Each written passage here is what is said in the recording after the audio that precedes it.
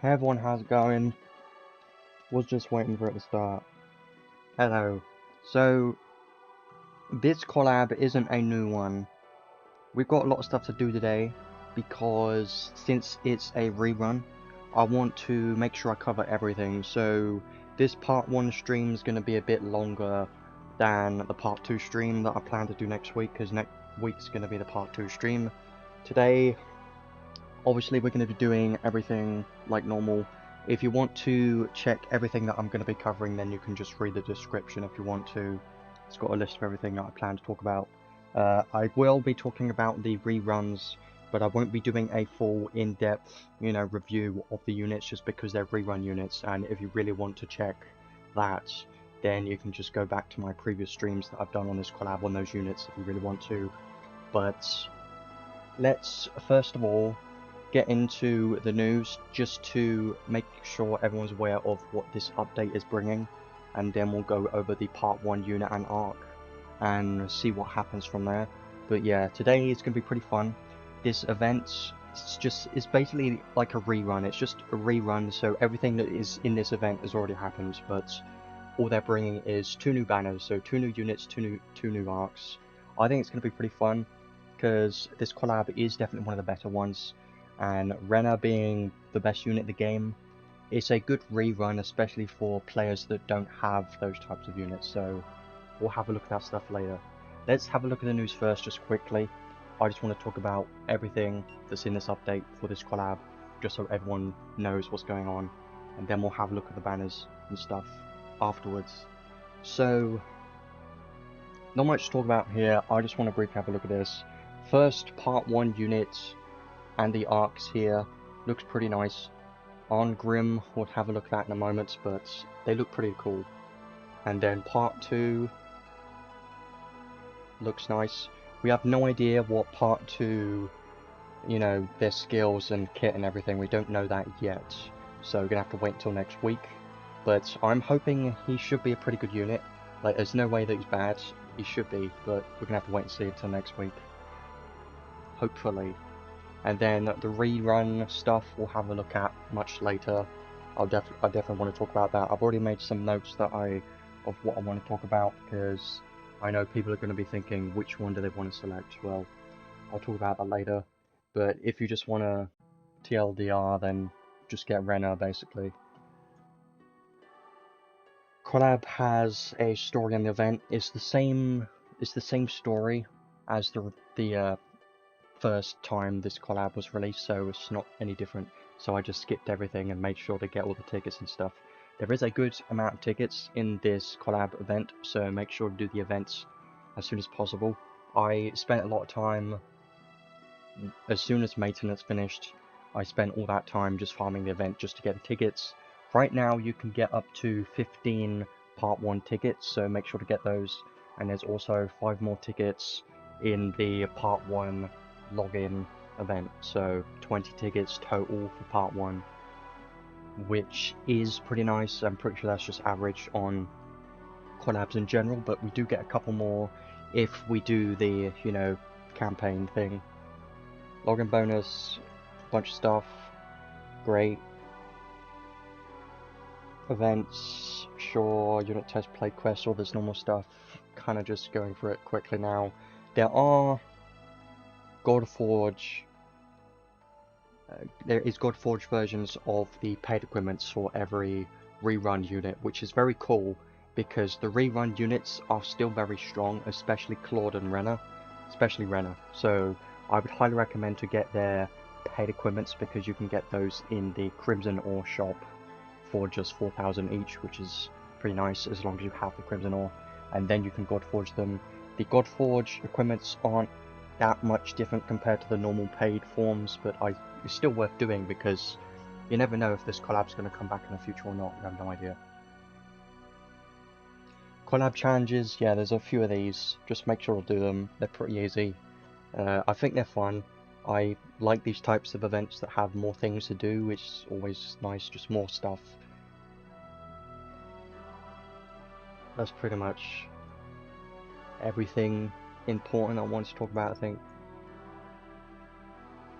Yep. Well, Yeah, you can read that if you want. This is just about the event. I don't want to bore everyone. Let's go over to the more important thing now. More exciting. I want to have a look at this banner. Let's have a look at the unit and the arc. I think they look quite interesting to me. The unit is... I don't know how I feel about him yet. He seems interesting, but I just don't know how viable he's going to be in the current meta with everything. In terms of PvP, he may not work. I don't know at the moment. He's definitely going to need testing. And for PvE, he's a bit of a weird unit. I can't really say how he's going to work there yet, but let's have a look at his entire kit first. So Arngrim looks pretty nice, but the one main negative thing I have about this guy is the fact that all of his skills just look very boring to me. Because yes, he's got a giant sword, it's just all of his skills are kind of just swings a sword and it's kind of boring. Like, you can check those if you want, check the animations, they just look pretty boring to me. That's just the main negative thing I have about this unit. Well, one of the negative things. Yeah, if you already have their equipment, then they're not going to show up in the shop at all, so it's good if you already have it, because then you can just instantly Godforge it pretty easily. It's great. But if you're a newer player that hasn't been around since the first time this collab was out, then now you have a chance to get the paid equipments, which I do highly recommend, especially Claude's paid accessory, probably the most important one, as well as Renna's robe. I'll probably look at those a bit later. So his stats looking pretty nice. Obviously he's going to be mostly a physical damage dealer. I don't know how much, if he can even tank at all. I don't think he can tank that well. And he's also a soldier type, which doesn't help, because when I see a human type, I instantly think of PvP and the units that are currently meta that have Human Slayer. Like LR has Human Slayer, Human Geyser, and even Guile has Human Slayer on his counterattacks, so human type units just kind of a bit more difficult to work well in PvP. That's just what I think. Units like Knuckles is a beast type, which probably one of the main reasons why he works so well. If Knuckles was a soldier, he probably wouldn't be that good, because then Guile, those types of units would definitely destroy him a lot more. So attribute resistances look pretty good. Minus 22 light isn't that big of a deal. I mean, a little bit, but the rest of the resistances look pretty good to me. Plus 20 to fire and earth, I like that quite a bit, and 10 to ice, it helps. I like it. And now these element resistances look even better. They're pretty good. He's already got nil to curse, so you don't really need to worry about curse resistance at all, unless you're going into PvP and you know that they're going to want to reduce your resistance, or any content that reduces your element resistance, then you may want to increase that. But still, having nil on curse already is perfect for a physical damage dealer, of course, and some stun resistance and illness resistance is great. Yes, he's weak to blind, but we don't see blind that often, so I don't think it's that big of a deal. Yes, it can be annoying, but I never really cared too much about blind, honestly. Like, yes, sometimes you'll miss hits, but people don't really focus on blind that much, so I wouldn't really worry about that.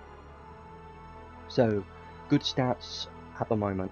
Now, let's get into his skills, which is interesting, because I don't think they're that great.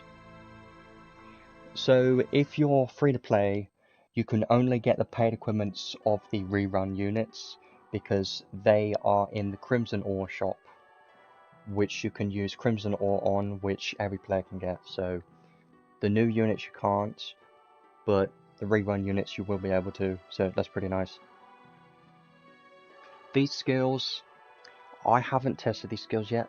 I've seen the video, I wasn't a huge fan of them, but we'll get over to his damage caps and stuff in a bit. So skill 1 is just a medium area dark combo attack. These all sound very simple, but his skill 1 is 5 hits. 5 hits isn't that much. I mean, it's kind of okay for skill 1, but not really, because 5 hits is just kind of low for a skill, so it's okay, I guess. It looks somewhat fast, but not incredibly spammable.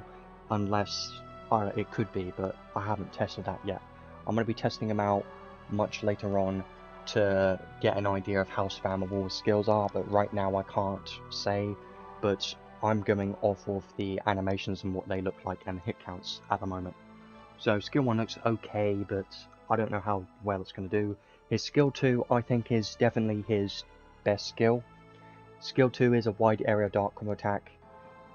It's 9 hits, and 9 hits isn't very much. I know 9 hits is a very small amount of hits for skill 2, but the good thing about his skill 2 is it looks pretty fast.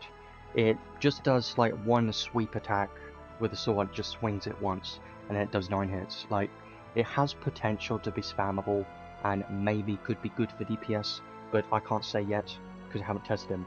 But based on the animations, it looks decent, but it really depends on, like I said, how fast you can spam it and the downtime of the skill, because if you keep spamming it and there's like a break or like a delay between the next time you use it, then it may not be very good.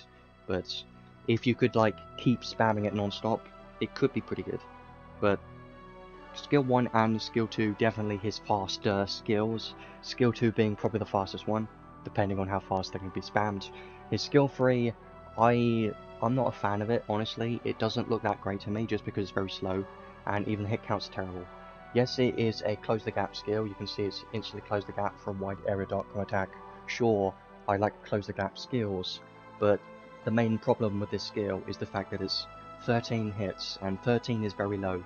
For a skill 3, we've seen much higher than that, like we've even seen up to like 20 plus, like 25. We've seen hit counts of a skill 3 before, so 13 on skill 3 just is terrible.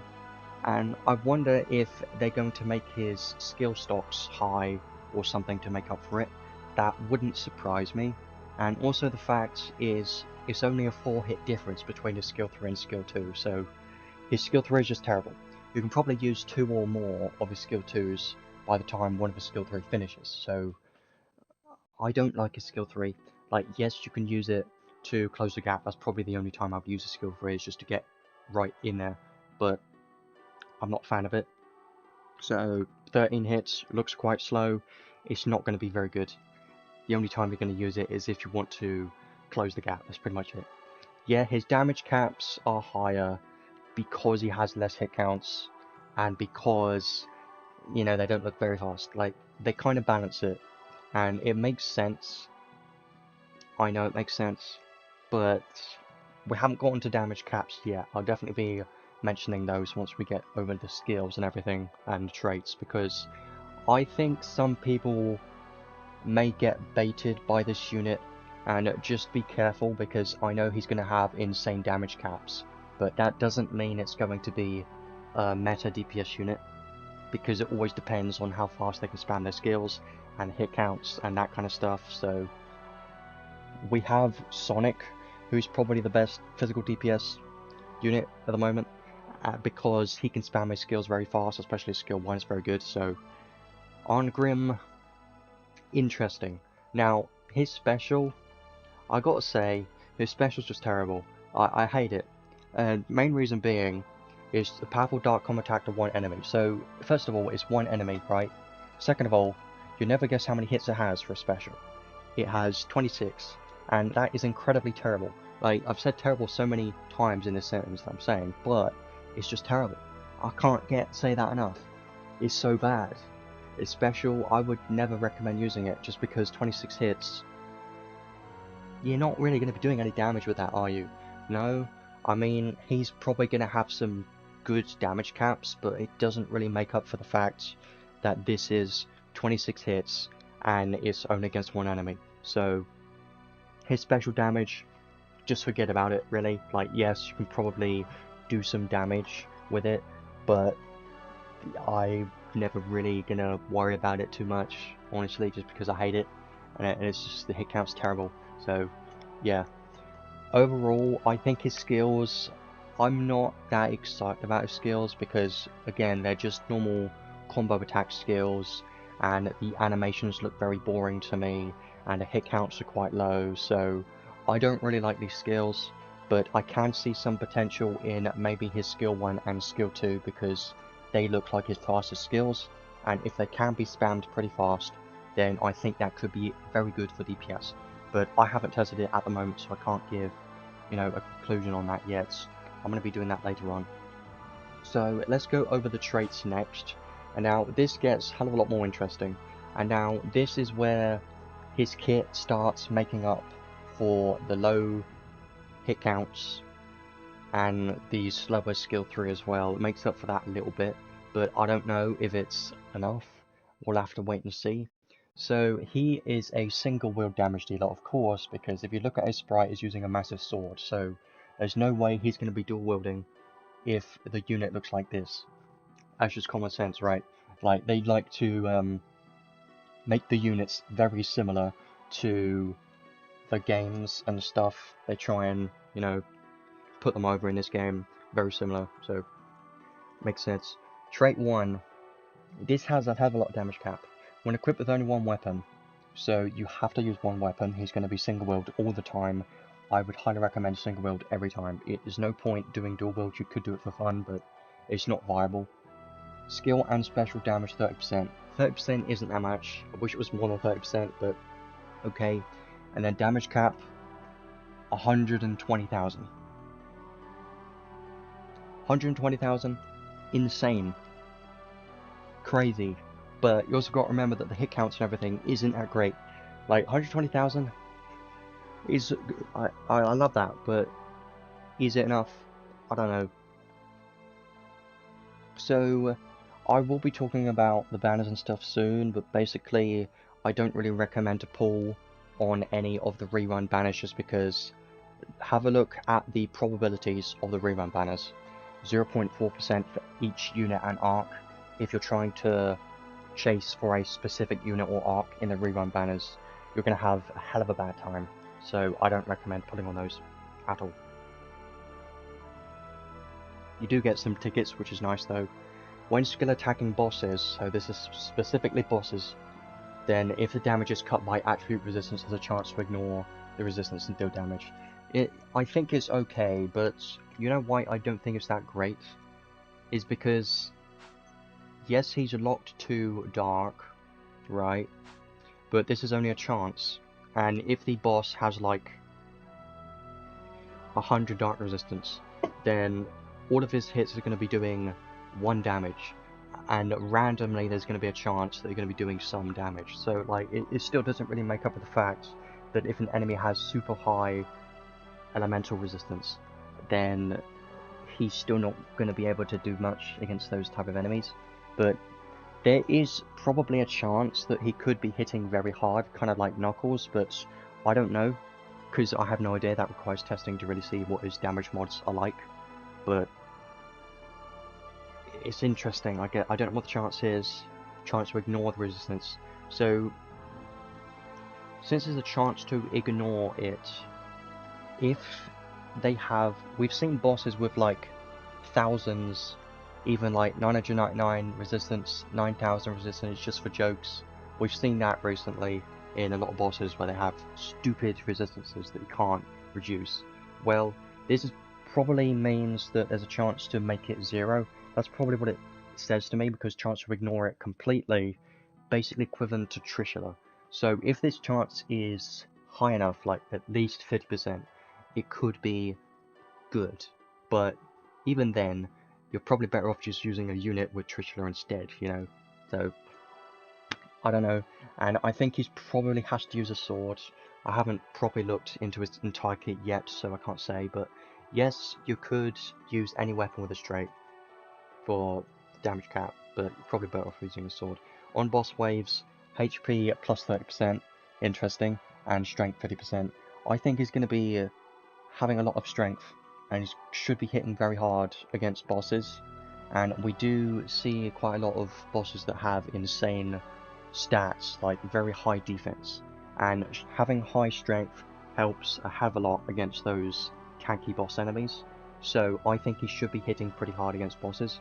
But the main problem being is we haven't had any new content recently, and I've already beaten everything, so I don't see this being like a must-have for me just because I've already beaten everything. But Obviously, if you're a newer player, he's probably going to be easier to use, I guess.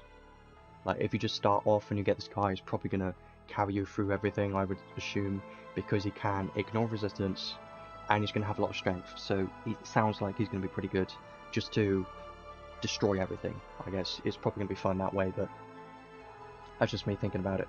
So, trait 1 looks good, it's got some good stuff there. Trait 2, have a look at this next. This is more of a damage mitigation trait and more, you know, general buffs and stuff. When using a skill, you can't be interrupted by most attacks. I love that. It's basically giving him super armor. But one thing that worries me is the fact that usually Adis likes to make units with super armor quite weak. So I don't know if he's going to be weak or whatever. I hope not, because we rarely get units with super armor that are strong, you know, like we don't have that many, and we haven't had any recently really, so I guess you can argue Leodor kind of has something like that, but it's more conditional, so whatever. But yeah, I still think it's great to have. I just hope that he hits hard enough. Yeah, I don't know. My first thoughts of this unit in PvP is he just won't work at all. Especially Arena, he won't work because we have Lillahar, who literally every person's using Lillahar right now. And even if they're not using Lillahar, they could be using something like Guile, and Guile's just going to completely destroy Arngrim. So there's a couple of problems with this unit, and the fact that what our current PvP meta is. Yes, there might be a chance he could work in guild battles, but I have no idea at the moment. I'm just assuming at this point because I haven't done any proper testing in-game yet. I've just been reading over his kit. Damage to enemies, physical or magic, attacking or countering, plus 30%. So this is interesting. If an enemy is attacking him, then he's going to do more damage to them. It's very conditional if you think about it, because he can't be interrupted by most attacks, so when is he ever going to be hit by a physical attack? Basically you're saying both units are going to be physically attacking each other at the same time. Rarely happens, you know, unless it's a persisting skill, but even then, it doesn't really matter. But magic attacks, yeah, but it says damage to enemies that are attacking. So, well, it says damage to the enemies that are attacking. So what I think this means is, if, let's say for example, Lillahar on the enemy team has used a magic spell, then Arngrim should do plus 50% damage to that Lillahar and no one else. I think that's what it means. It's just to the specific enemy that is attacking him. So it's a bit conditional. Yes, the 50% damage can be quite useful against Guile, but is that really enough? No, because he is a soldier type, and Guile has Human Slayer on his counterattacks, so this is just not enough. I think this is just too conditional, in my opinion. Most of the time, this 50% damage you won't be able to take advantage of. Anyone in an attack animation, I don't think so. I think it's when he's getting hit by those attacks. That's what it sounds like to me. Magic attack damage taken plus 20%. So take more magic damage, but you take less physical, special, and counter damage by 50%. 50% is a lot. That's quite a lot. But is it enough? Is the question. I don't think so.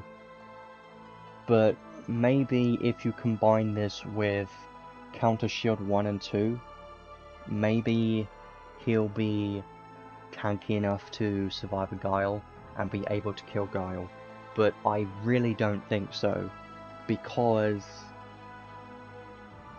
he is a soldier type, he can't nullify Slayers, and he's a dark attribute unit, so he's not going to be hitting a weakness, and that's why we always use fire units against Guile, like Knuckles and Claude are the two best ones. So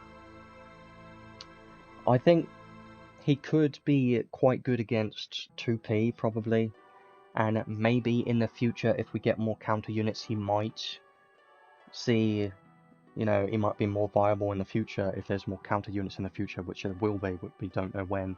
So, yes, this could be a very good trait for PvP, and it makes you think, really. Like, this trait 1 is focused on PvE content, because you've got massive damage caps, you've got only against bosses, and only on boss waves. And then you've got this trait 2, which is more for PvP. You've got counter damage, which counter damage only exists in PvP. So it's a weird set of, you know, skills, because it's like he's trying to be good in both content, you know, but I don't know how well he's going to do in PvP, honestly, but there is some good skills here that can make him good there, but the question is it good enough? Don't know at the moment. Definitely going to need testing, but it sounds pretty good here. Let's have a look at the skills next, because the skills obviously very important. Attack up max, fighting spirit 3, heroism up 3. He's going to have some pretty good strength. All these increase strength and even HP, so he's going to have quite a lot of HP on boss waves, especially because he gets more HP. So that's pretty nice. Anti-type shield, you know, that does help, but again, this is only a PvP skills, which is interesting. This will help against Guile, I guess, in any unit, any enemy that has Human Geyser or Human Slayer.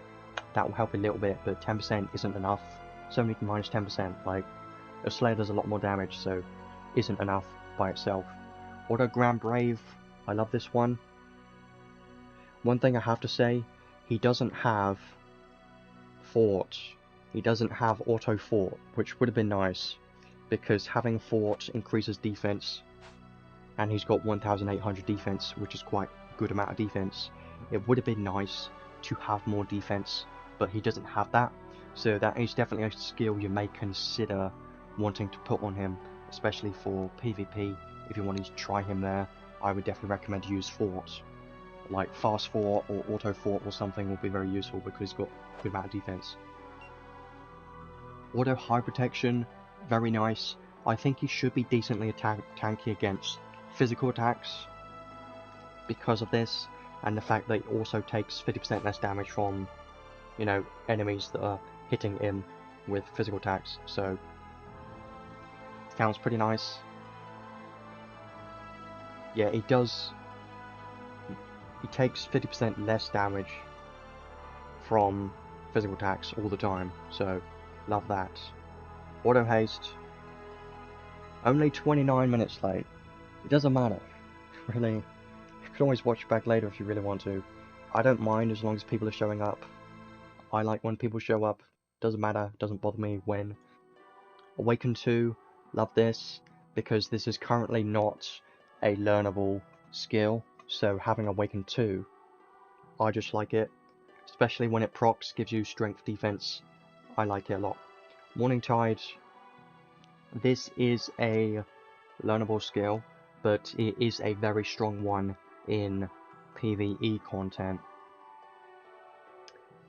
Yeah, well, we've still got a lot of stuff we need to do today.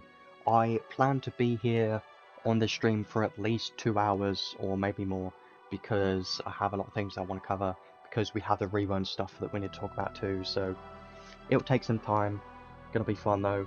Dark High Drive, Giga Drive, doesn't have Mega Drive, but I don't know if Mega Drive is learnable, I don't remember, but maybe. Even so, for a single wheel unit, these aren't as important, because 3000 damage cap for a single wheel unit, especially him, isn't going to be that impactful. Yeah, this is the first rerun of this collab, for sure, but the thing about this collab is, this collab only released 1 year ago, so this collab isn't as old as something like ReZero, that's been out for like 4 years and hasn't had a rerun ever. So some people are a little disappointed with this collab, because they would have preferred something older like ReZero. But I'm not going to complain because this allows players to get the chance to get some of the best units in the game, being Renner. So I still like this collab, and I'm glad that it's had a rerun at least. Yeah, I wouldn't worry about it. If you remember, Spirit Maiden Tharia was the best healer in the game for years, so it's fine. Dark Attack Raise 1, okay, sure.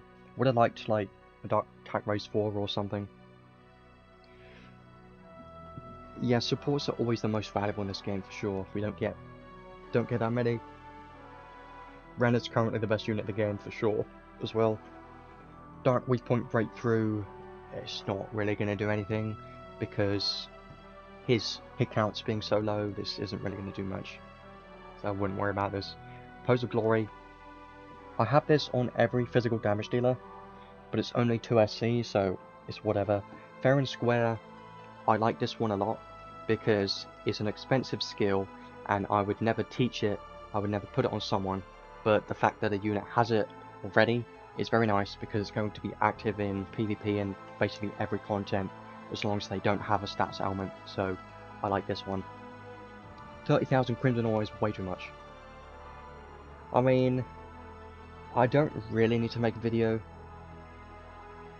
Vren is kind of easy to build. I'm going to say this, if you really want to check my reviews and stuff of the rerun units, you can check my live streams from a year ago on the original collab of this one, because I did a whole stream like this on those units as well, so if you're really interested you can check those out, that's up to you. Renner's just a support and it's more dependent on where you want to use her, so it's kind of an easy way to build. She's just a healer. Like supports, I never really, you know, talk much about supports just because they're so easy to build. You don't really need to build them that much because it's just they already do what they do, you know. But it really depends on the content that you want to use them in. It really does. PvE, I usually use her for like glass record spam. PvP is more of tanky healer, that kind of stuff. So always depends. Shockwave 2, I like this one quite a lot because it is a unique skill because it is not learnable yet. The only problem with it is, again, he's single wield, doesn't have many hits, so this won't proc that often. Favoured Sword, sure, is great, obviously for single wield units, you must have this. Instant Strike, I like it.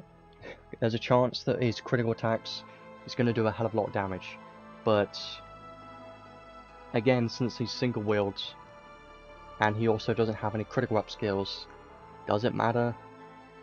I don't think so. I don't think this is really gonna help that much. He doesn't have any crit up skills, he doesn't have auto critical, he doesn't have any of that, so I don't know why they put it on him, if that's the case. Two-handed sword, I like this one. This actually gives critical rate, there you go, there's some crit rate, it's fine, nice. Kinda need more though. Yeah, this one. Two-handed sword boost 1 and 4, pretty great. 12,000 damage cap, 30% damage, 10% damage, 3,000 damage cap. These are all pretty nice skills, I do like them, and sword mega boost is even more damage and damage cap, great. Armor mega boost, you're definitely going to want to use an armor on him, I think. More defense, and you take 10% less physical damage, probably should use an armor. Special Breakthrough 2, I'm stopping on this skill just because how ridiculous is this? Like, he's got 26 hits on his special, this just gives 3,000. Like, this is terrible. I mean, I'm not one for complaining, but it sucks on this unit specifically, so why did they put it on him? I don't know. I don't like it. Quick Trigger, I like Quick Trigger. It's great to have. 6 SC, but since the unit already has it, it's pretty useful. Giant Killing 4, I like that too. more damage and damage cap to bosses, sure, but it won't help him that much. Like, it's better on dual wield units, honestly. Overdrive, chance of specials are deal. I'm just gonna ignore that one, because I don't need to read anything related to special, because the special's terrible. 26 hits, just a joke for me. Now we get on to the more interesting skills, the unique skills on this unit. So first we start with Brave Soul. This one's basically just a revive skill. When HP hits 0, auto revive, restore HP. When revived, gives 10% of those stats, and both effects up to once per wave. Okay, so basically in Arena it's only going to ever happen once, which makes sense, kind of like a improved decoy, but you can also put decoy on as well. So it restores 50% HP when revived, gives those stats. It's okay. Having another revive skill is always very valuable, especially for PvP, so I do like it. Boost physical damage based on the amount of enemies, maximum of 30%. I wonder how many enemies you have to have on the screen. Don't know. It's probably like a certain percentage per enemy, let's say 5% per enemy or something. I'm just making it up, but that would make sense to me. Battle start when an enemy HP is higher than the unit HP, then he gets more strength. That's pretty cool, because that will apply anywhere.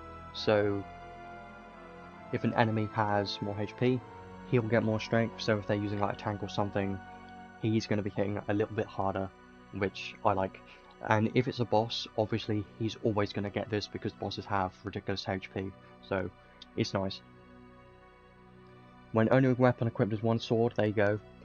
You must have a sword. Like all these sword boosts and stuff, just use a sword. Like you have no reason to use anything else with this unit. 30% special damage and damage cap. I hate you for doing this, because why is it not physical? I hate it. 60,000, yeah, on a 26 hit special that isn't going to do much anyway. Just single target, sure. Like, why are there special skills? Like, there really shouldn't be these special damage cap skills. They're kind of useless, really. This one is nice. This was the final one here, I think. Or the charges for his unique skills. So, this is, if you remember Ardeen, it's kind of similar to that, in a way. Give physical attacks and special and anti-dragon type effect, and physical attack and special damage 30%, and damage cap hell of a lot, 100,000 to 2 dragon types, and you take 30% less damage from dragon types. So he's basically the new best dragon slayer in the game. Ardeen was the best dragon slayer when he released, but obviously he's super outdated at this point, and people don't use him anymore. But a new dragon slayer, if you care about that, this could be pretty fun. And obviously it says it just gives damage cap, so you could do dual wield if you want, but don't do that, don't be an idiot. Like, yeah, you could, but that would just be for messing around. It's not viable, because you're still much better off using single wield. So against dragon type bosses, he should be doing a hell of a lot of damage and having a hell of a lot of damage cap as well. But against non-dragon type enemies, which are most enemies by the way, he isn't going to be doing as much. Like, this is a lot that you're missing out on if you're not hitting a dragon enemy, so it's more niche, but I'm hoping he can still work when he's not hitting a dragon type enemy. And then charge is less SUT recovery speed, but you get 60,000 damage cap of your skills when you have a sword. So I like this one, but less SUT recovery speed doesn't matter as much, because if you remember, he does have haste, so I think it's fine. Yeah, Bahamut, but I'll be honest, I don't do any multiplayer stages. I haven't done it in ages because I don't need to. Like, when have you ever needed Bahamut materials? Yeah, because the events just give you all the materials you need now, so I never really farm those anymore. So yeah, it could be fun to mess around doing that if you want. Could be fun. Sick enhanced skills, these look good, I think, apart from a few of them. So more skill, damage cap, 10,000. When you only have one weapon is pretty nice. Yeah. This one, even more damage cap when you have one weapon. Cool. I like that. Special boost, eh. That's what I think about that. Terrible. Yeah, probably gonna ignore it. Less physical damage taken, yeah. I like that. Definitely getting that. That's cool. Pretty useful there. Sword mastery, more damage and damage cap. Great. Even more damage cap. Like, if you have you seen the theme already? He has a lot of damage cap. Yes, and low hit counts. Kind of like Rerun, in a way. Yeah. Armor mastery, more defense of your armor, and you take 10% less damage. Love it. So make sure you have an armor, because you'll take 10% less damage from all damage. That's great. And then you got anti-type boost, anti-type damage 20%, and damage cap 3000. So the only reason that they put this on is because he has Dragon Slayer. That's the only Slayer he has. Because Dragon Slayer does give Dragon Slayer, that gives Dragon Slayer. So that is literally only going to buff this skill. But does that really matter? Because most of the time you're not going to be hitting a dragon. So yeah, Dragon Slayer is literally the only one he has. So this one isn't that important unless you know you're going up against a dragon type enemy. PvP never has dragon type enemies, so don't worry about that. But PvE, yeah, there's a few dragon types, but not that many, like probably a couple. So overall this looks good to me. Like, yes, it seems like he's more of a damage dealer, main damage dealer, but he also has some damage mitigation to physical attacks. So I don't know how tanky he's going to be. Maybe you can try and make him a full tank if you want, that could be funny, but I don't know if that will even work, or it's probably not even worth doing that, because he's going to die so quickly against the LR, it's not even funny. So I think he's never going to be used in arena because of LR existing. That's just what I think. But in guild battles, it's a bit different.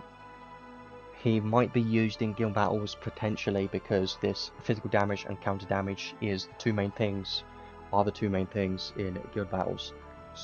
Magic damage is more on attack teams and it's random. You don't cast as much, so there's ways around magic in guild battles. That's why I think he might work there in like either a full dark team or something. I don't know, you can probably do a few things to mess around with him in guild battles, but if you don't care about guild battles, you probably don't need to worry about this unit. I think definitely for sure they want you to use him against dragons, and that's his main role, is going to be a dragon killing boss unit. Like, he's going to be the best at that in the game, obviously, for killing dragons. But is that necessary when we have units like Shift Levi that has Slayer to all bosses, or someone else like Sonic that has insane DPS potential, and you can even put on Trishula? You know, that's the question you've got to ask, is it better than current options we have for PvP, or PvE content, I mean? Probably not, but yes, he could be a fun unit to mess around with, and he will have insane damage cap numbers, so he will be more of a fun unit to mess around with because of the insane damage caps. But that's probably the most that I'm thinking about him right now. I think he's going to do great against bosses, have great damage caps, but do you really need him? Because at the end of the day, he's just a physical damage dealer. I don't think you need him that badly. As you know, in this game, supports, unique buffs, stuff like that are way more valuable long term than normal damage dealer units. So this guy just being a damage dealer does kind of hurt him a little bit. But as you know, a unit like Claude is a bit different, because Claude is still a meta unit and it's been out for an entire year. So there are a couple units that are just damage dealers that work for a long time, but damage dealers like Arngrim may, if they can't work in PvP, then they're just going to fall off really quickly. So that's just what I think at the moment. I will definitely be coming back to him a bit later and trying him out, all that stuff.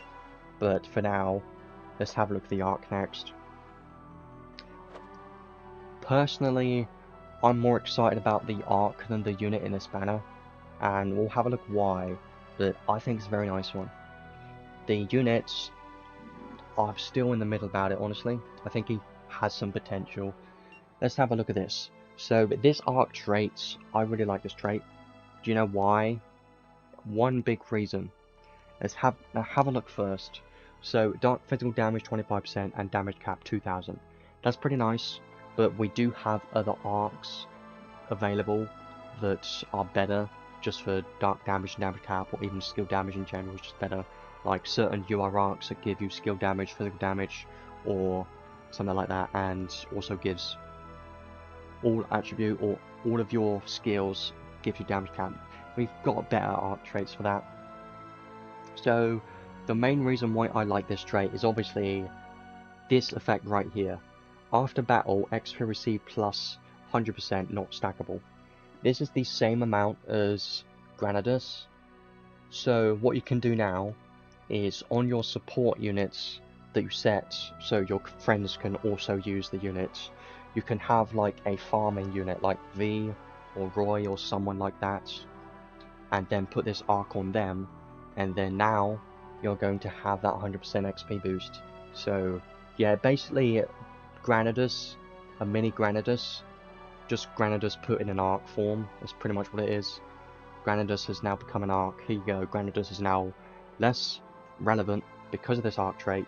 Yeah, so goodbye Granadas. I'm definitely going to be removing you from my support as soon as possible if I manage to get this arc, because this arc is just going to be replacing it. So that's fun, and that's definitely probably why I like this arc a lot, because I can farm even faster now, and it's going to help everyone on your friends list and stuff. If you have V using his skill 1 with this arc, it's going to be perfect, and it's going to save time. Everyone loves saving time, so that is why this is going to be a good one. Battle start, when unit is the only god type ally, all ally strength and intelligence plus 15%. Interesting. I mean, my question is it a buff, or is it just strength and intelligence constantly and not a buff icon? I don't know. Yeah, almost a must have, but not really, because you could just use Granadas and it's not like you need it. You kind of just want other people to pull it. That's the funny thing, is yes, if you get it, it's not like you can use it. Other people are going to be using it. So there's a difference there a bit. I think the trait is solid, like all the effects are decent, but obviously the main effect being the XP boost is definitely my favourite one for sure. It's going to be very nice. Now, the learnable skills next. I like these two. There's two good ones in here. Well, maybe three. Shadow Chance, whatever. Probably never going to use that. Strength Down Evasion, probably not going to use that either. Shadow Raid. Now, Shadow Raid is a new one, and it's only 3 SC. So, it's a pretty good skill. It's like, Holy Raid. It's probably called Holy Raid. I believe they're going to be doing this for like every single element eventually, which I'm looking forward to, because they're pretty valuable buffs, because they're very cheap and they give you 20% attribute damage. That is very valuable. It's the same buff icon as Tails, so there you go. Battle start, it gives you dark damage, 20% buff. This buff will obviously probably last 40 seconds, and you'll obviously lose it when you die. So yes, it's more like conditional, like you can easily lose it if you die in PvP, but at the start of battle, even in like guild battles or arena, if you're using a dark focus team or something like that, this will be very useful for that. So even Arngrim, I think this will be a great skill, and I think this is probably the main one that I'm excited about in this arc, is this skill here. Two-handed sword, don't care about it because we do have this learnable on other arcs, so it's not really a big deal. Sorcerer Buster. This one gives physical attack special counters and anti-sorcerer type effect. Yes, if you really want your counters to have Sorcerer Slayer on your 2P, then you could put this on her, but it's a bit expensive just for that, you know. So, maybe useful, but I don't see myself using it ever, really. And then the final skill on this arc is probably the main skill most people are excited about.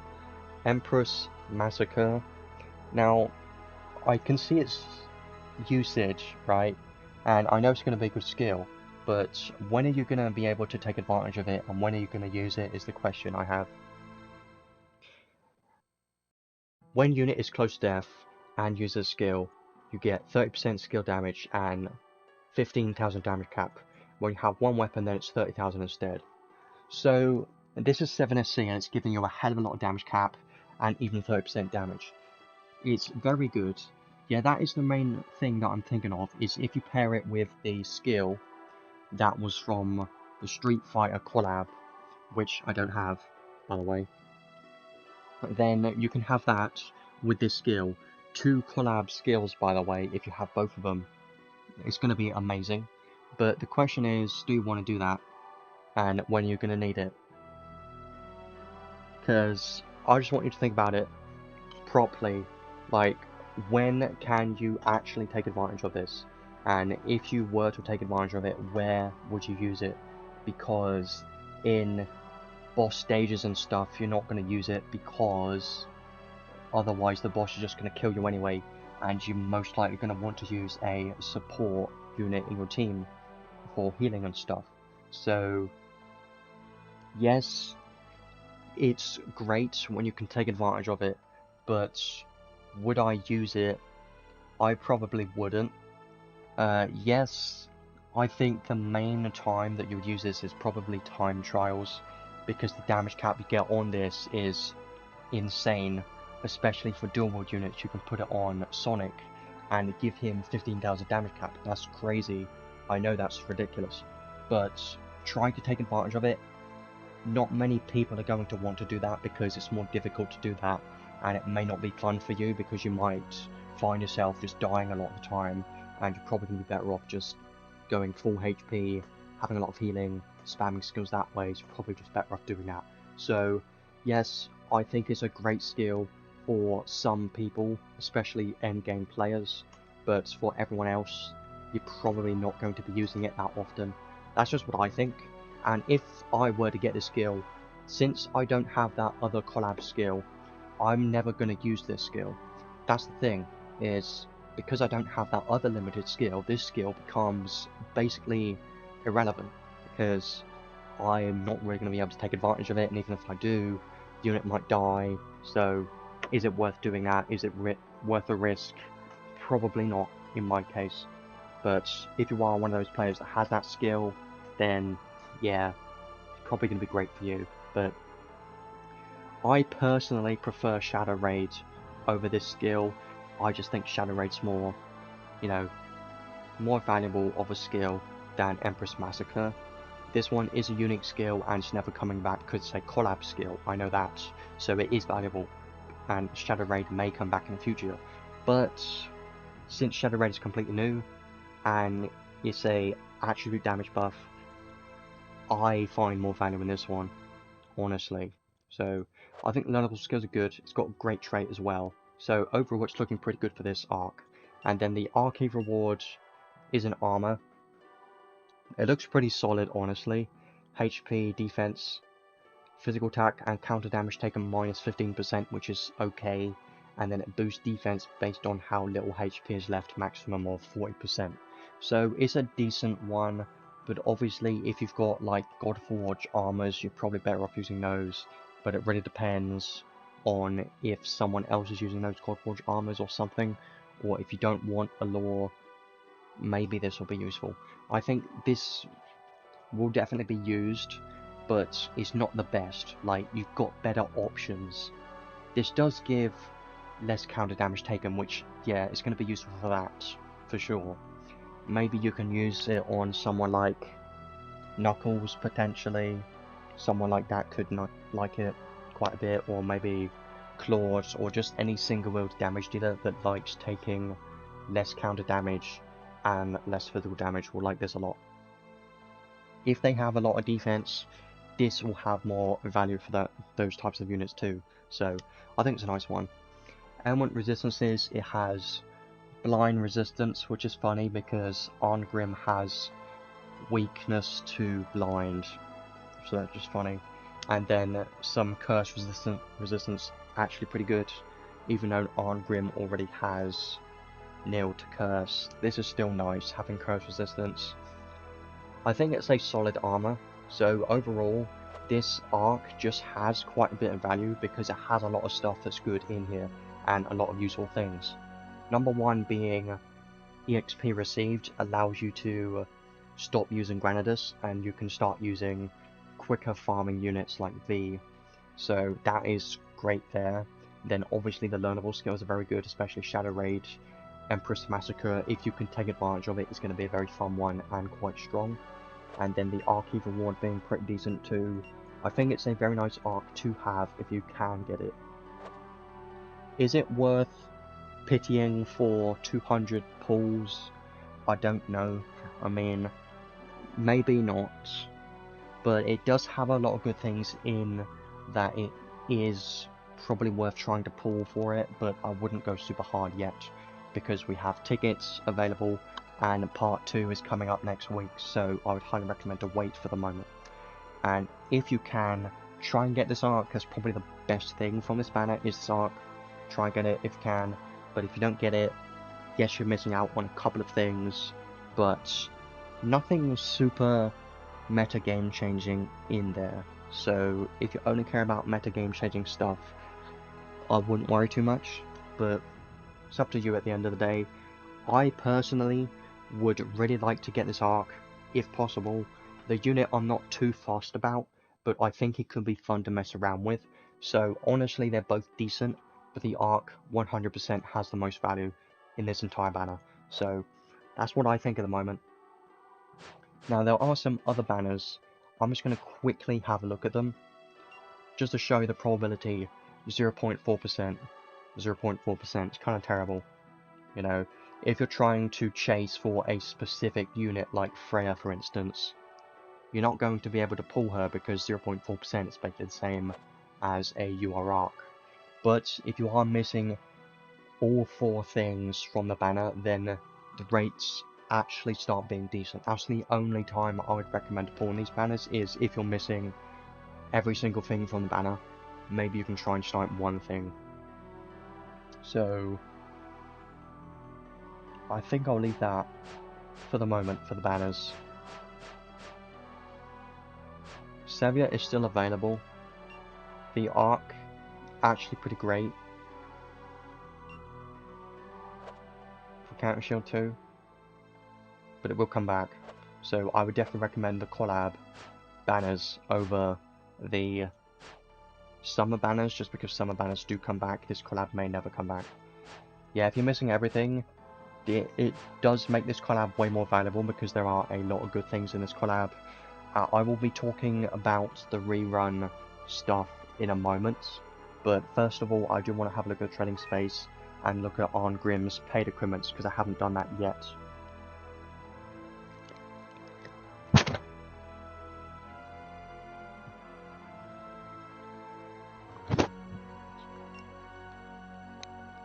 I believe it has a sword and an armor, I think, maybe. I haven't had a proper look at them, so I can't really say. So here we go, sword, armor, great, yeah. I do like the music, it's nice.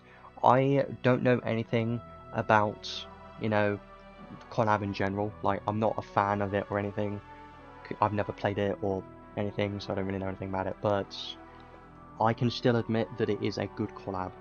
They always do very good jobs with collabs in this game.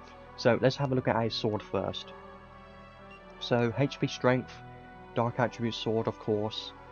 The trait, when equipped with only one weapon, which obviously is going to be, then you get 30% dark damage and 5,000 damage cap. It's okay, but we do have a lot of swords in this game, so it's not like you need it. And since he's single-wielded and doesn't have that many hit counts, the damage cap isn't going to be that much. But yes, it will still help a little bit. And then the special damage cap gets plus 15,000 more. Honestly, you can just ignore that because, like I said many times, the special is terrible. So, yes, it's a pretty good sword, and it's probably just going to be his best sword overall. But I don't think you need it, really. It's an easy skip, honestly, because we have a lot of swords, and I don't really care enough about the damage and the damage cap and the special damage caps, whatever. The armor, 1000 HP is pretty nice, 300 defense, pretty nice too. Take 15% less damage. That is all damage, so I think that's pretty useful. And then magic damage taken minus 20%. This basically mitigates his plus 20% magic damage taken from his trait, kind of. Pretty much does. Physical attack damage cap plus 8,000 to bosses, sure. It even gives plus 10 to light resistance. Curse. It gives poison resistance and blind resistance.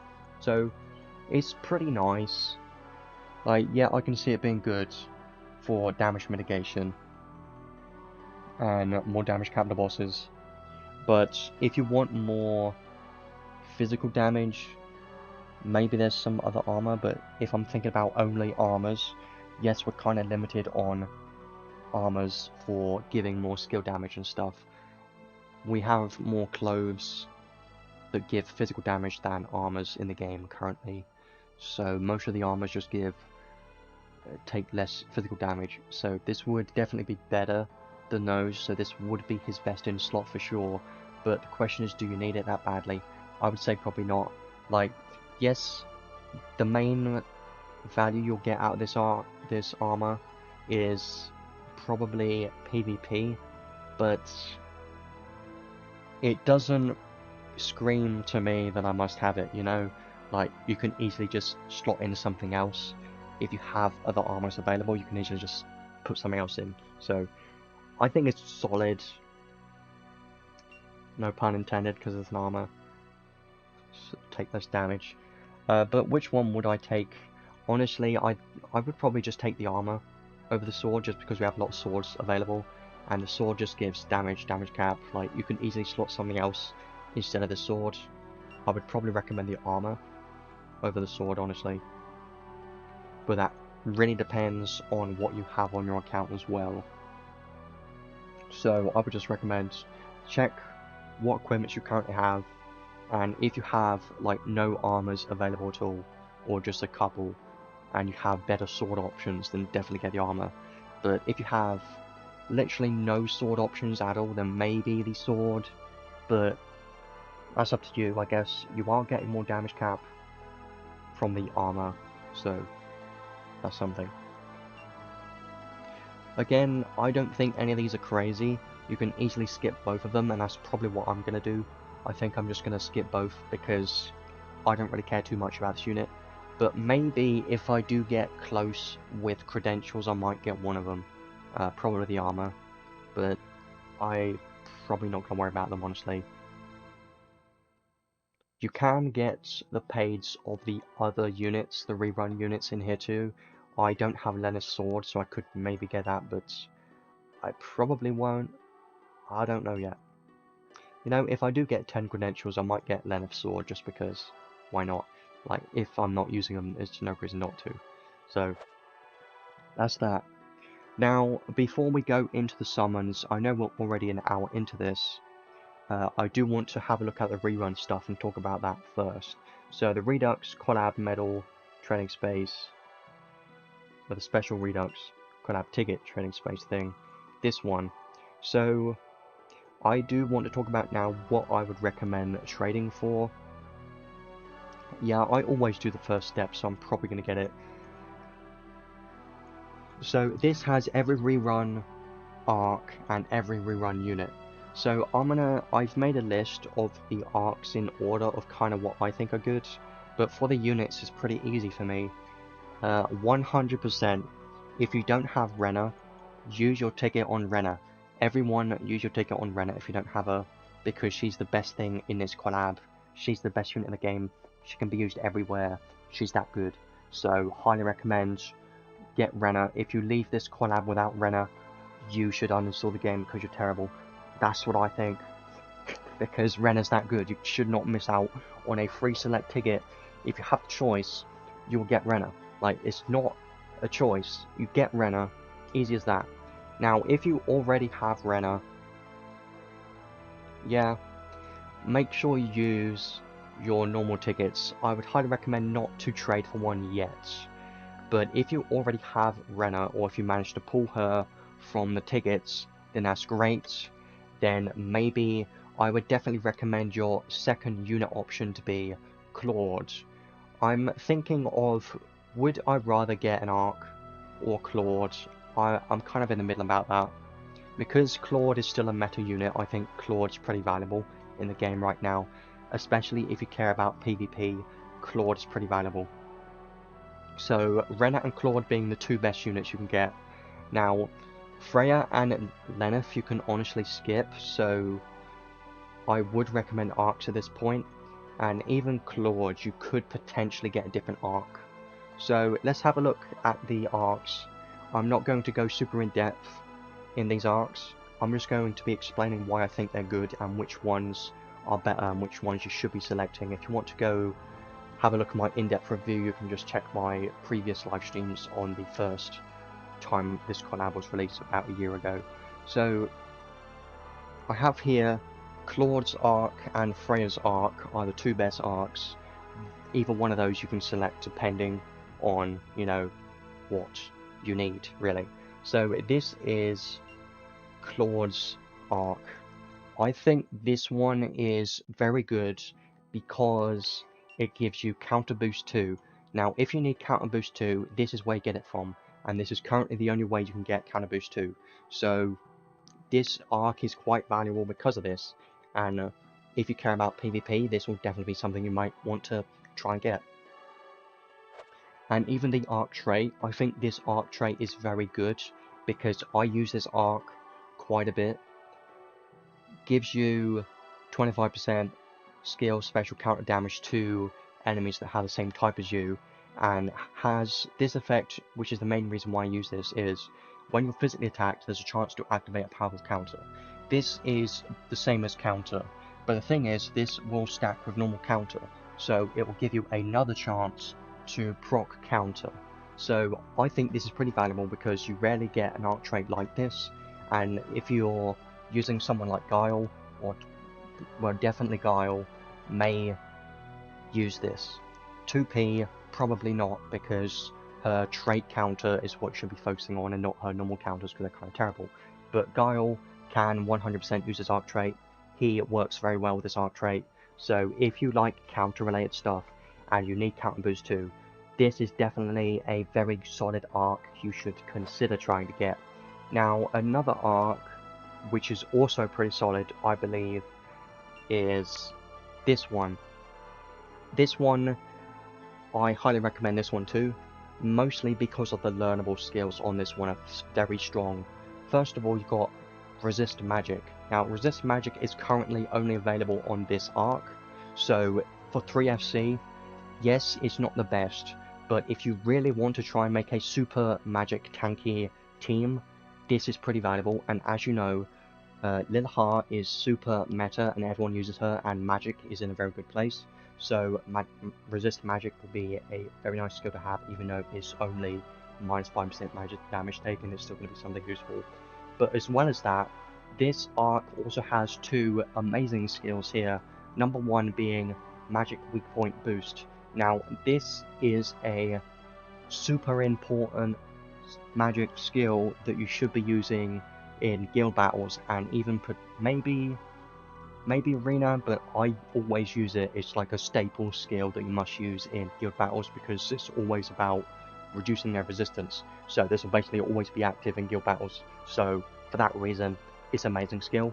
But the one thing about this is this skill might be available in future arcs. So for that reason, that's why I don't think this is as valuable, because it's, you know, it could come back in the future. Same with Thunder Mega Boost. We don't have many Thunder Mages in the game, and Thunder Mages aren't in a good place. Nobody really uses Thunder Magic because they're not very good. So Thunder Mega Boost isn't going to be as useful unless you're wanting more damage cap on Lilahar just for her Thunder Magic in PvE content. But that's about it.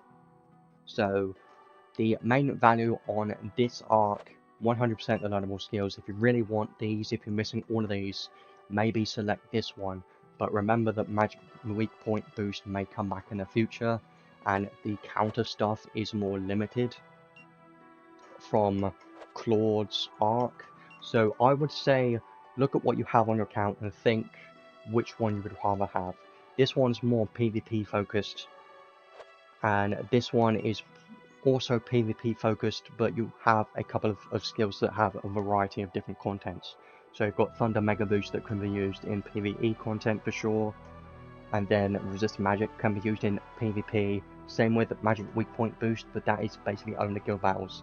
So these two arcs are definitely the two that I would highly recommend to consider, and try and get those two if possible. And the other two you can easily skip because I don't think they're as amazing.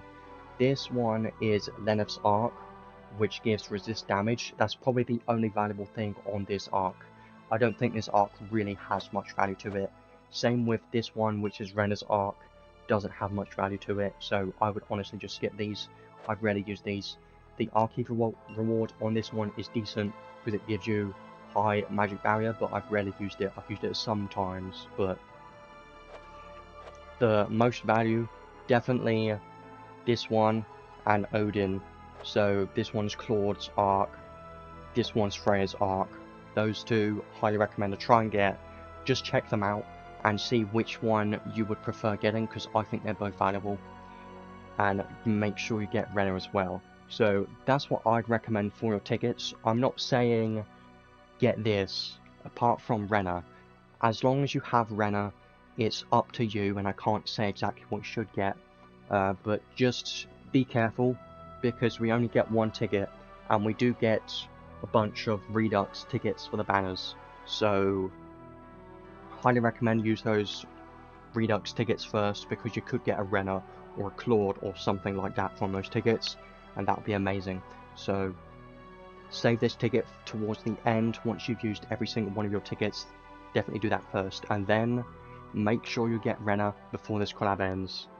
If you have her, then it's a choice between Claude's arc being Lotta Armory Contest and Allfather Odin. Those three things you can consider, have a look at, and that depends on what content you like and what things you may think is more important for your account. So that's where I'm going to leave that as.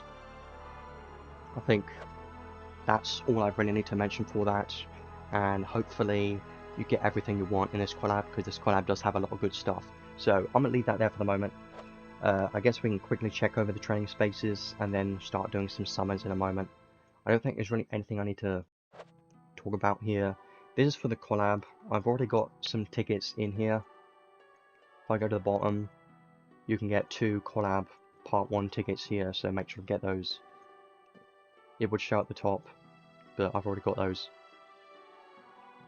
And everything else I'm just going to be trading for later. You can get prisms, but sadly I've already got Renner and Claude 2 plus 30, so those are not going to do anything for me. But Freya and Lenneth is going to be pretty nice for me. Freya isn't really used much anymore. Freya used to be a amazing meta mage back in the day when she released, but because we have Lilahar, it's really, she doesn't really get used as much anymore. So let's have a look at gachas now. I do have some plans. 100% I'm going to be using tickets first. So the rerun tickets, I've already used those because I've already got everything, so I'm not going to worry about those. Let's use these part 1 tickets first. The main thing that I want today is I really want to get this arc if possible. This is the one thing that I really want. The unit I'm not too fussed about. If I do get him, that would be nice. But I would love to get this arc, and I really don't want to leave this collab without this arc. So I'm going to try and get it, but I'm not going to pity. I'm going to be trying to do, you know, a decent amount of summons, but we'll have to see. We'll have to wait and see how it goes. But I'm trying to be very smart with crystals, and I'm not spending very much because I want to make it last as long as possible. So I'm trying to probably do what a typical free-to-play player would do. So let's start with tickets. I rarely get anything from these. If we get the arc, then that is the stopping point for today, 100%. But if we get it stupidly early, if we get stupidly lucky with the arc, then I'm probably going to try and do a couple of singles for the unit, but I really don't think that's going to happen. I've been pretty lucky with arcs recently, so just going to have to wait and see. There's nothing in this one. Even though Career showed up, I have doubts. Yeah, one animation is terrible. It didn't even go up to gold, that's how terrible it is. There's only 5 tickets. Apparently there was red in there somehow. I wish that was new. It would have been great. If I can get the arc, I can leave this banner knowing that I got what I wanted. But here's the temple ticket next. The probability is 0.8, so you do have a decent chance, like normal chance. So that's pretty nice. Let's use this. I got all of these tickets from the event, by the way, so make sure to get those. The temple ticket is in the event much later in the stages. Hopefully we can get something from this. Please be something new. And I'm very much looking for the arc if possible. But that is if there is any reds to begin with. The answer is 1 animation, 2 animation. There is a red, okay, good, but it doesn't mean anything. It's an arc. Can you please be the limited arc? I would love for that to be the case, but usually just a dupe. How many arc dupes have I ever gotten? So many. See? So many. I wish I had it though. That would have been perfect if I had the limited arc. It would have been great. Then I would have left already. Anyways. I'm going to do step gacha. I think I'm going to do step gacha and then normal gacha. Single pulls probably. That's my plan. I don't want to waste too many crystals because definitely a good idea to wait for part 2. I don't recommend doing that many pulls yet. I doubt there's anything in this one. I'm probably just going to skip through this quickly. It's 3 people. Everyone's here. Might as well watch. But yeah, unit not held multi. I haven't seen that. I mean, no res in there. Should have expected that.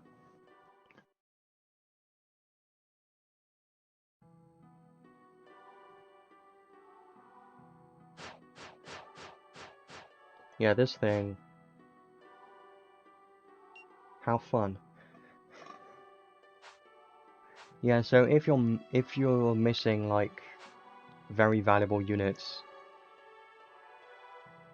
like Garland or something, if you're only missing a Garland, yeah, if you're only missing a Garland, for instance, then this will be pretty useful. But for someone like me, what's the point? It would just be a dupe for me. But yeah, players that don't have a lot of units, that could be useful. But most of the time, I don't worry about it. Lilibet is not very good, and it's a blue. There's nothing here. I'll watch it anyway, just for fun. That wasn't fun. I did not enjoy that.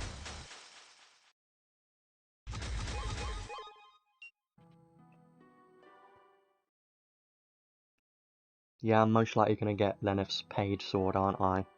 Seems like the case.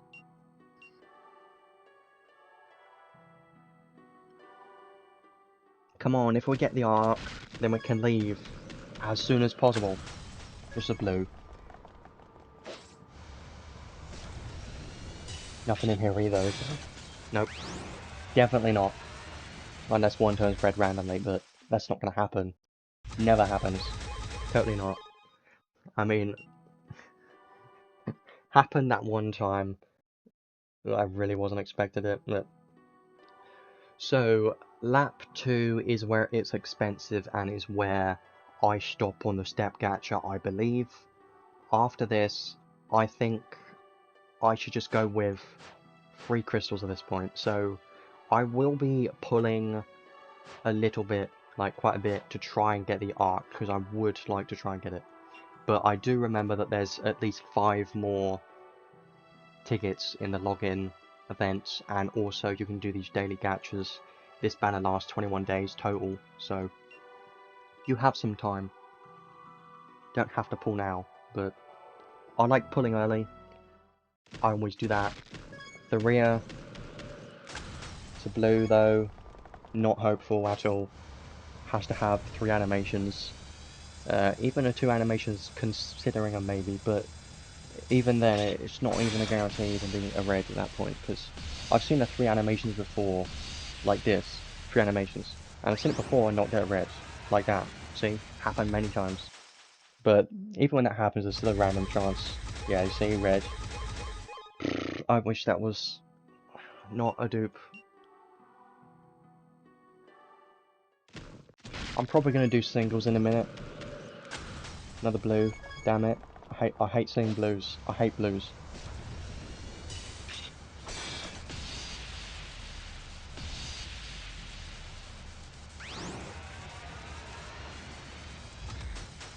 Sure. Secretly hoping for 1 to turn red. I'm going to leave this as the last temple that I'm doing. I'm not doing any more temples. The rest are going to be single pulls. There's a gold finally, but that doesn't mean anything. It just looks more promising, but it is a bait. It's not true. 1, 2. There is a red. Well, can you be new? Probably not, no. Another dupe. Again. Great. And this is in the same location. Great. Or not. Reverse psychology works. I'm happy with that. Great.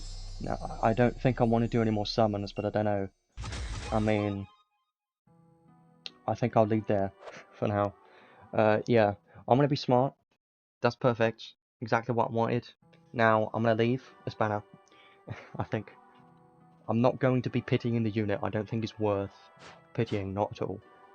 But before we stop, we actually have a couple more pulls to do. That's a redux ticket. If I go to the trading space, I can trade the medals for single tickets. I might as well do that. Like, I would like to try and snipe the unit if possible, so I may do a couple singles, but I'm not going to go super hard for this unit yet because I'm waiting for testing. See, even someone like me waits for testing, you know? Like, everyone waits for testing. If I do 3 more singles, I can get another ticket.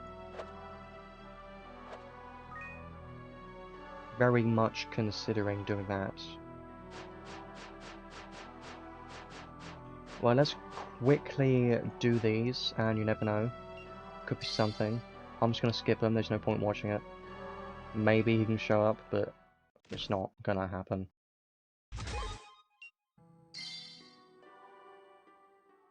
And then if I do 3 singles, I can get 1 more ticket. And then I think I'll leave it there. Yeah, that's my plan. That means there's 4 more single pulls. I think. Yeah, I'll do that. And then we'll stop there. That's my plan. So 3 more singles. I could do like Taylor Gatcher and stuff, but just for content, I guess. Probably just gonna skip everything unless it looks as good as this. Never mind. Nobody showed up, so skippy. Unless I'm not watching anyway, but no.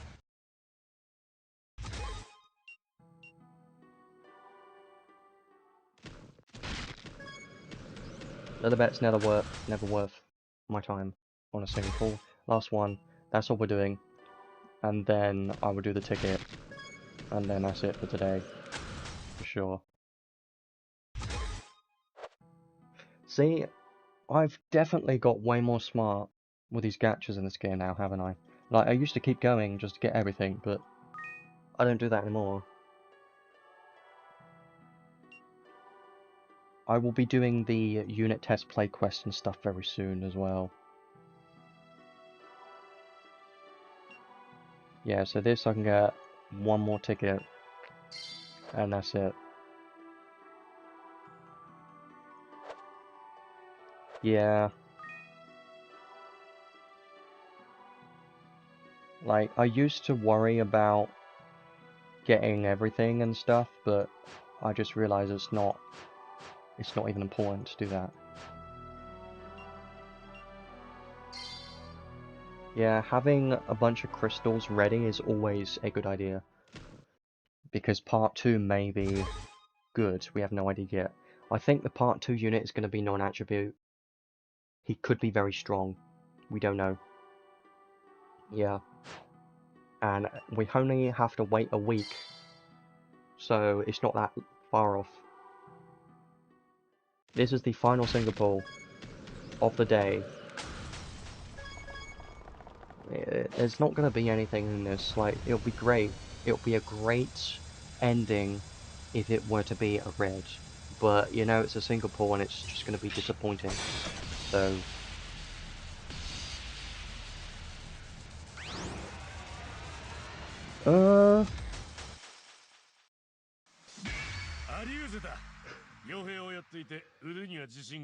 Don't know what to say about that.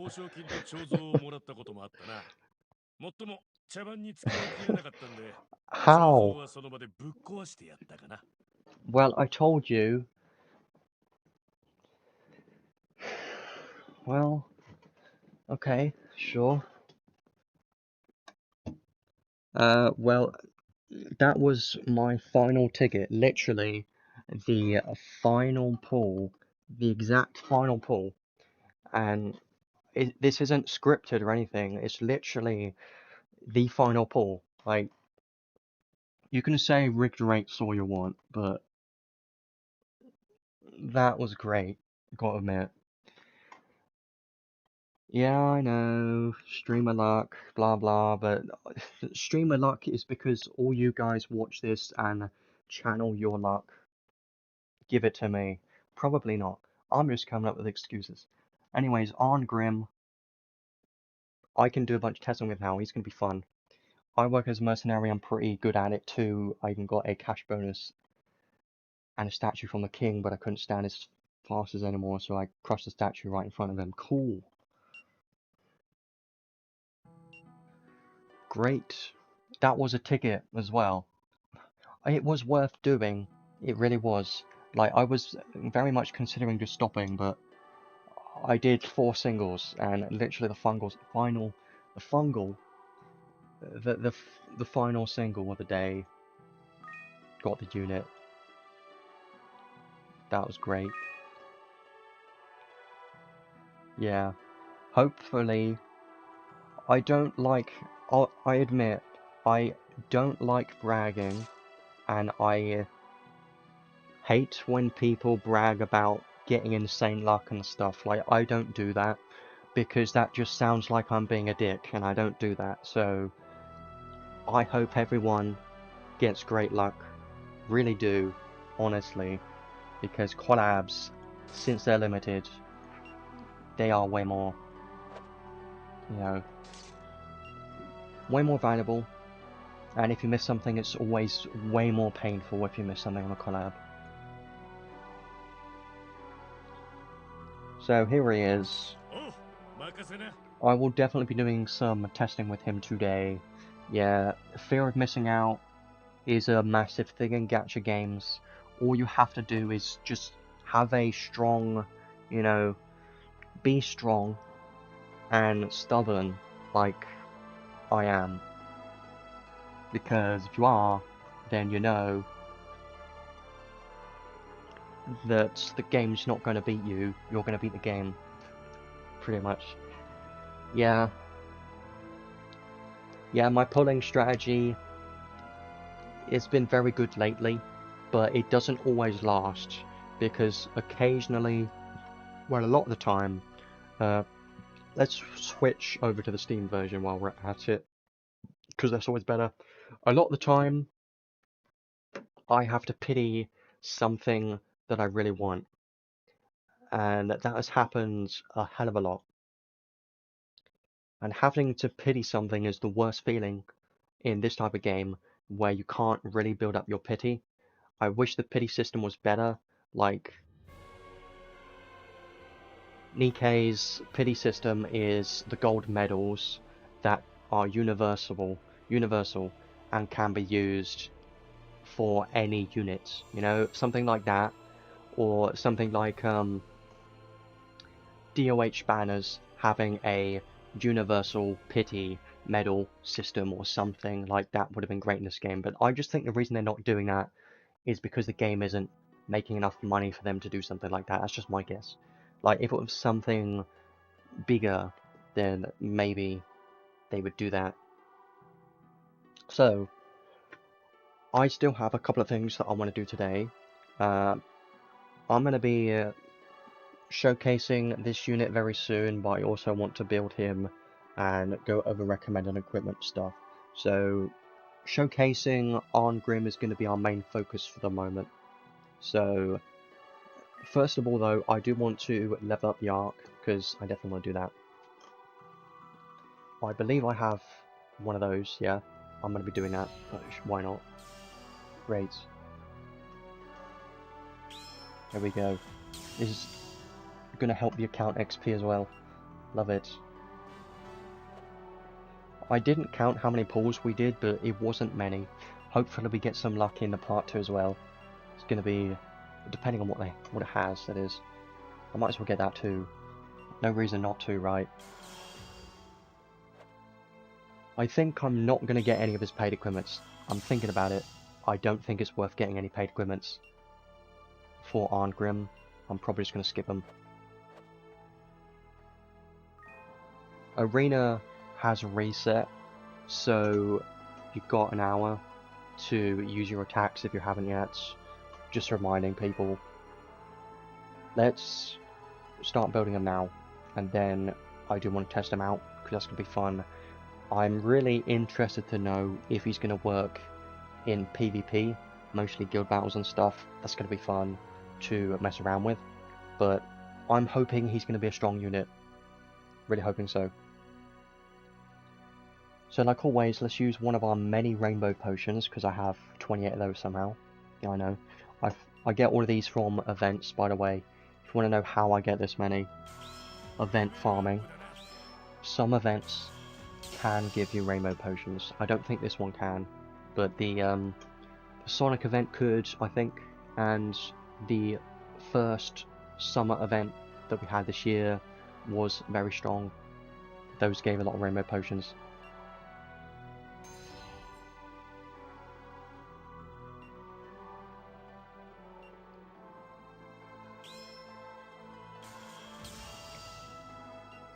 Now let's unlock everything. Should be able to.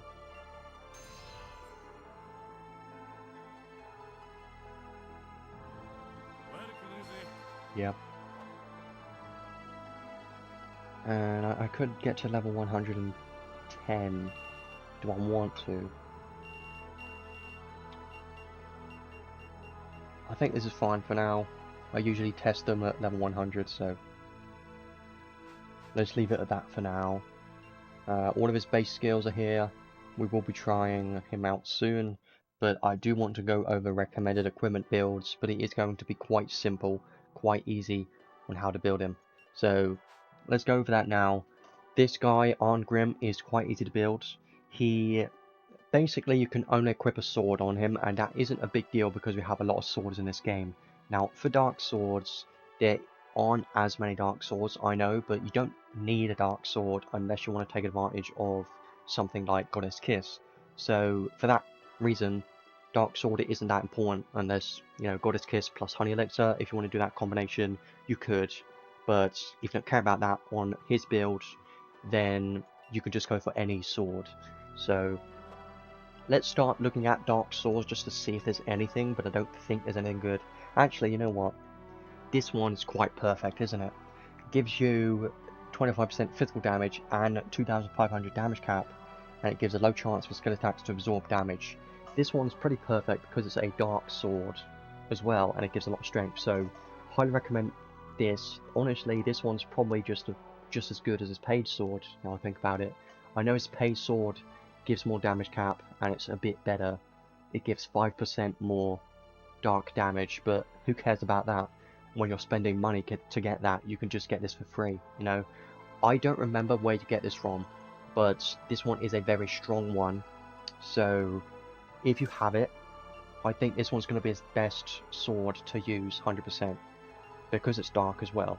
But if you don't have that one, you're kind of limited on dark sword options. Yeah, if it's from that mega boss, those hard bosses, then a lot of players aren't going to have it, so it's more of an end game player weapon. This one's interesting if you have this one. Don't remember where it's from, I don't remember everything's from, but Anniversary Mega Boss, right? Well,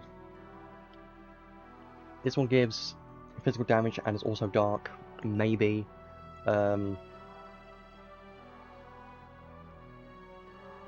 Well, this one's perfect, isn't it? Like, this is from the event. How is this so good for an event sword? Like, seriously? 25% physical damage? Actually pretty good sword.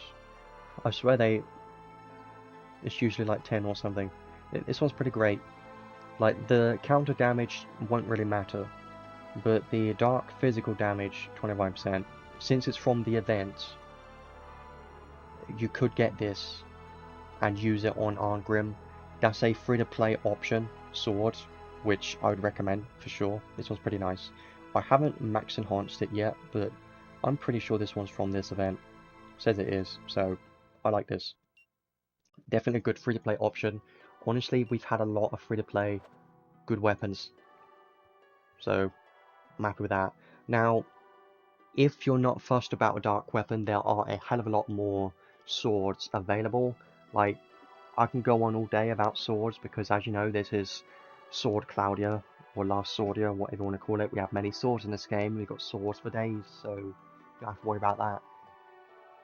Sword of Lost Souls, special can ignore resistance, like, his special's terrible, so I wouldn't worry about that.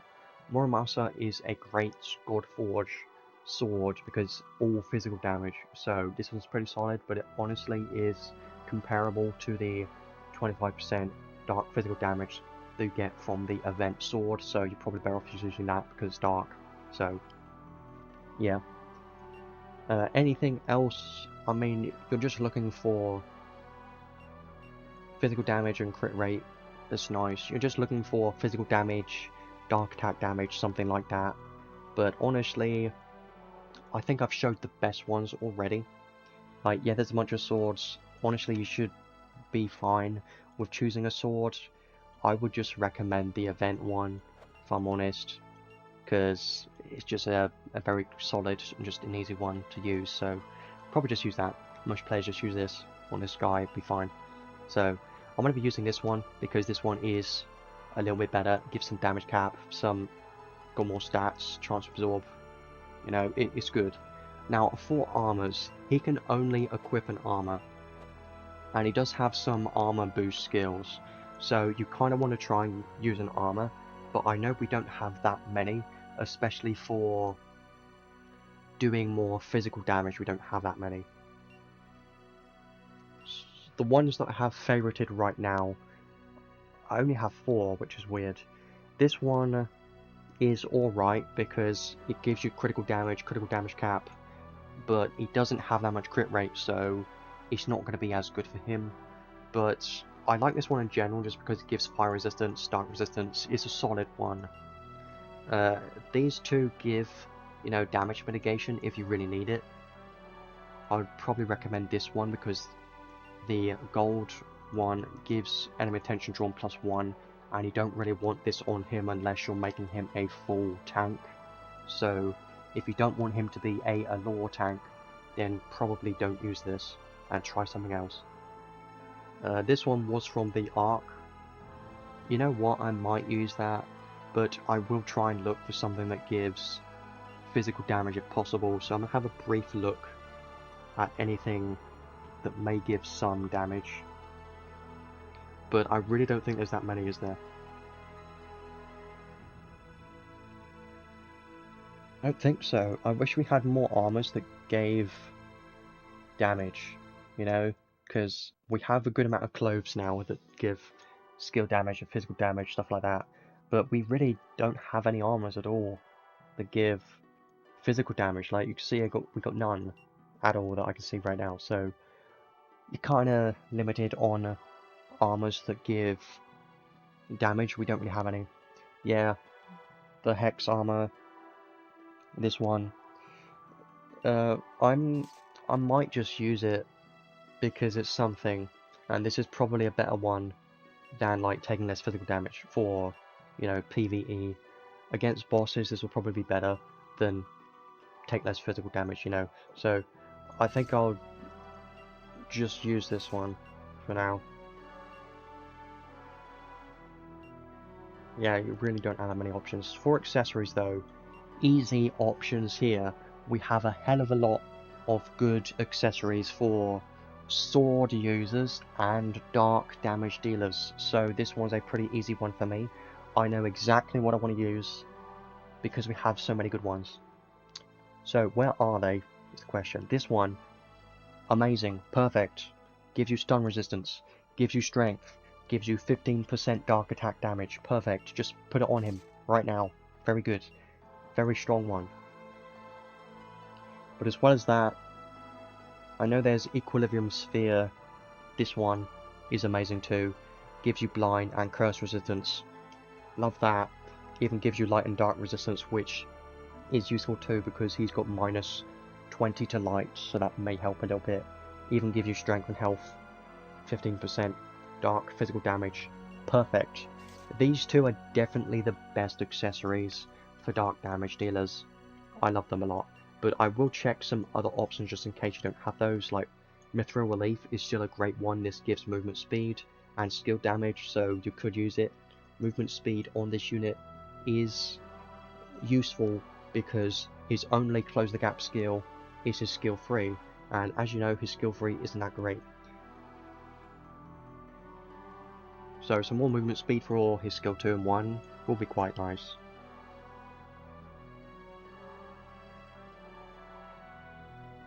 Obviously, like always, this one you could use if you want, but that's only if you're hitting weakness or anti-type damage. If you're up against the boss, maybe, but probably don't need that. This gives skill attack damage, sure, anything that gives skill attack damage or something will be good. And I know there's a couple down here, like the spring. I love the spring, it's good. Skill damage. This one, I love this one too. This one was free. You should have this if you've been playing for the past month or so. You should have this at least. So this was great too. But for now, I'm going to go with this build because this seems pretty solid for a free-to-play build. All of these are free-to-play, but the big but is some of these are like locked to UR arcs. Like I think World Break Globus is only on a UR arc. Equilibrium Sphere is on UR arc, but it's in the story, so it's free. And then these two are like Godforge equipments, so it's pretty nice. One thing I'm looking at right now, all of these give strength, and this gives health, this one does too, and this one. So these all work very nicely. Strength, strength, strength, strength, all of them do, and health. Love it. So what is his stats looking like right now with this? Decent, obviously could be better, but remember he's not fully built. This is just base level 100 stats, not even awakened yet. So 2,500 strength, 2,000 defense, pretty solid. And he does get even more strength, like on boss waves, and also the Morning Tide gives more strength, and he probably has other skills for more strength too, so I think that's pretty good so far. Now let's awaken him a couple of times, and then I do want to try him out in battle, because I haven't done that yet. I think I only have enough souls for 2, which kind of sucks, but that's fine.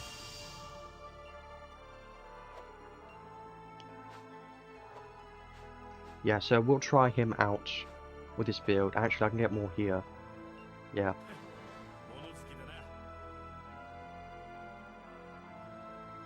Okay. Doesn't get paintings appeal. I'm with you on that one. I have no idea why people are loving this duct tape banana at the art museum. No clue. I have no idea why people love this ridiculous painting. Or art in general. I hate it. What kind of idiot would make a duct tape banana in an art museum?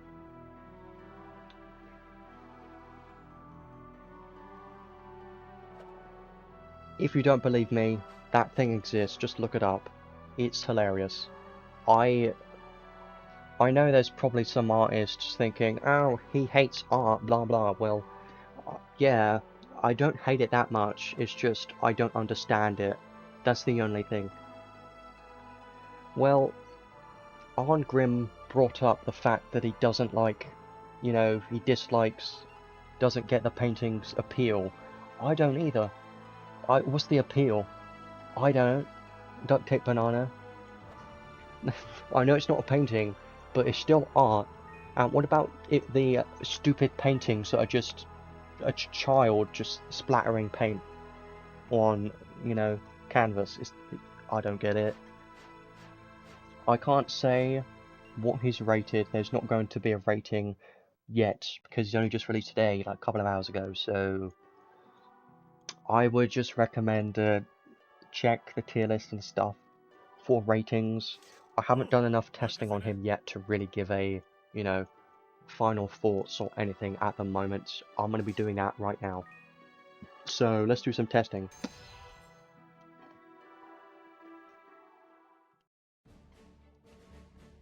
Let's go into the stage that we always do, and I am quite interested to see how he does in this stage, because he doesn't have any slayers. Yes, he's got Dragon Slayer, but they are not dragon type enemies. I want to see what his damage caps and stuff look like right here. So let's try this. I will be giving my conclusion and stuff towards the end because I always do that, but if you've missed anything you can always check back through this stream later on, because this will be uploaded as a video like always, and I add the timestamps just to make it a lot easier for people to check it out, so you can always check that later. So let's go Council 10 and see what his skill stocks look like. So a base skill stocks being 5, 3 and 2. That is mostly average. 5 skill stocks of skill 1, pretty nice. Having 3 of skill 2, alright. They're all just average, honestly. I don't know what I should say about it. The only reason they're higher, if you didn't know, is because I'm using Council of 10, which gives all the skill stocks +1. So let's try them out. Guess the boss has 50 dark resistance, so well, we have no idea what's coming after this collab, just have to wait and see. Let's try skill 1 first.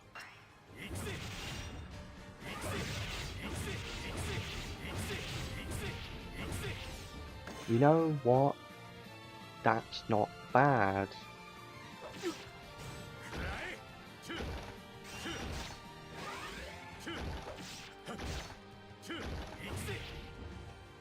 And this boss has 50 dark resistance, so he's not going to hit that hard. But what I'm trying to pay attention to is, you know, when he ignores the resistance. Yeah, the 83,000, that was ignoring the resistance, I believe. The damage isn't terrible on the skill 1 so far. Like, I've only used the skill 1 for the moment, and it's... That was 100, I can't count, 120 something. I just kill him, and then we'll try skill 2 in the next one.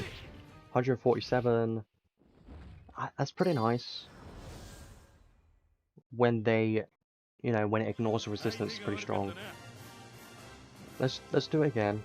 I'm gonna try skill 2 this time. I do want to try the unit test play quest, because that's a better test, honestly. to see more potential, like high potential. Right now the damage cap doesn't seem that crazy, just because I'm not against dragon type enemies and he's not sick enhanced yet, so that's just something to keep in mind. I do want to try his skill 3, so let's see it. It's not terrible. Ark Survival Evolved? Well, they must be smoking something. I swear I've seen that. It did that before, because it doesn't recognize Last Cloudia for some reason. It's pretty strong. It's already killing them, and I think that's pretty good. And that isn't as slow as I thought originally, his skill 3, so isn't that bad. I do want to try skill 2 next as well, but I also want to try unit test play quest because that's a better way to test them. But let's do this one more time, and then we'll go unit test play quest. Yeah, I haven't tried skill 2 yet because that is probably his best skill, so looking forward to that.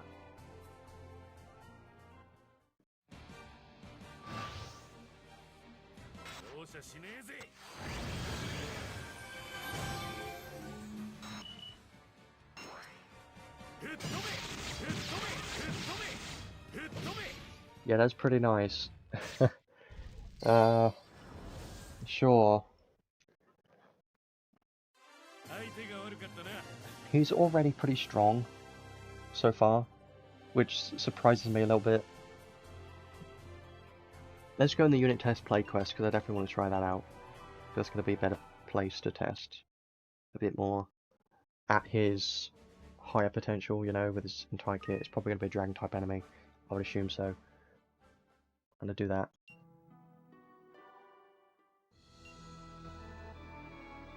We've got all of these too. Well, this is just 3 crystals. 110 crystals every stage, so make sure to do this. 110 times 2, 4, 6, 8, 10. 1,100 crystals there, if you do all these stages.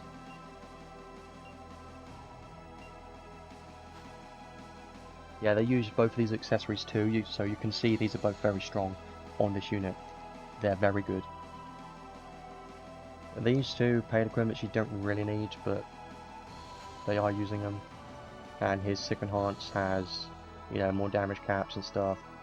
Does have quite a lot of damage cap locked behind his sick enhance. So let's see how this works, how this performs, because I haven't done this yet. Try and go through each skill. Surprisingly, okay, never mind. I was going to say the enemy is not a dragon type, but now they are. Funny, okay. Yeah, that's a lot of numbers. 380, 386. That's crazy. Let's spam this. You know, you can spam the skill 1 pretty fast. That's pretty good, but you've got to remember this is against a dragon type enemy, technically, but it is.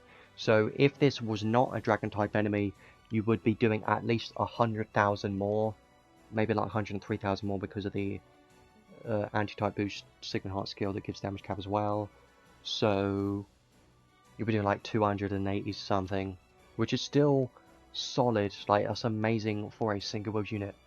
But does it make up for the fact that he's got low hit counts? I don't know yet. It might not. Let's try the skill 2 next, because this may just destroy the boss completely, really fast. If you can spam it fast enough, that's pretty good.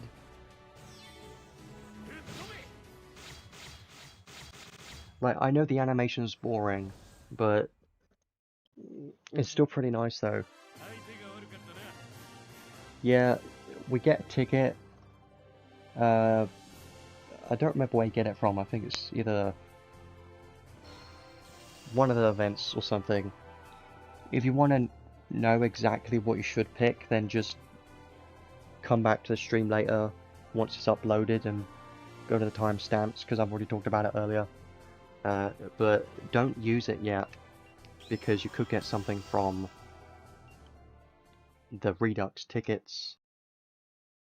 Let's try this a couple more times, because I do want to do a bit more testing just to really understand his skills and everything first, because that's quite important.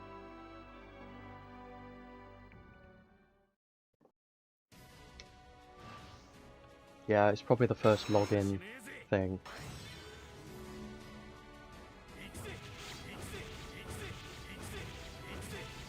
Yeah, skill 1 can be spammed pretty fast. I mean, there's still a delay you can notice. The skill 2 does have a bit of delay, but I'm gonna try comboing it and seeing that works better. If you notice, if I spam the skill 2, you see there's a bit of delay there. I don't know if that's just because I'm clicking terribly, but using a skill 1 first and then a skill 2 seems like it's a bit faster. That's a nice combo. Yeah, Rena is the best unit in the game. So, you can't miss her. No way. She's the best unit. Amazing. I haven't tried a special yet, but I do plan to get that soon. Just to have a look at it. Well, we don't have many supports, so the more the better, I think. What about a skill 3 into a skill 2? Can that...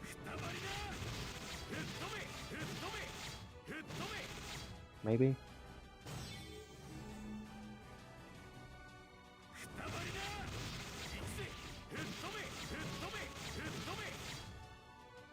It always depends on how you want to build Rena and what content, I think. Because in Arena, yeah, you can... 400,000. Let's try the special out and see what this does. So, this is 26 hits by the way, but it's hitting for big numbers. And it hurts my ears. But it looks cool. But you can see why I think it's terrible, right? The damage cap is similar to the skills, or it's worse than the skills, and that's just equivalent of 2 of his skill 3s.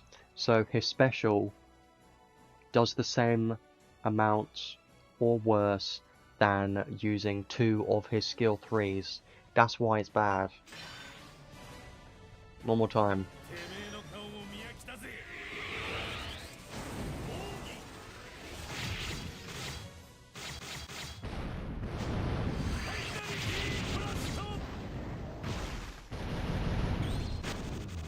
Yeah, 26 is just way too low. So I'll tell you what I do with Rena usually, is I usually just make her a full healer, very tanky, put some fast walls on her, but that is for like Arena and stuff. A lot of people use Rena in Arena, especially with Labreth. If you use Labreth with Rena, it's an incredibly broken combo in PvP that a lot of people use because it's so tanky. So that's something to think about. Usually, if you're using that combo, I make Rena as tanky as possible because she's more squishy than Labreth, and then make Labreth more, you know, of a support that has the fast walls and stuff. That's just me thinking about it though. It seems like a better way to play them. Let's do this one more time because I do want to, you know, do this one last time, and then we'll leave the testing there. Yeah, bringing this collab back, I'm glad they did it, but I still think it's a bit early, you know? It's only been a year.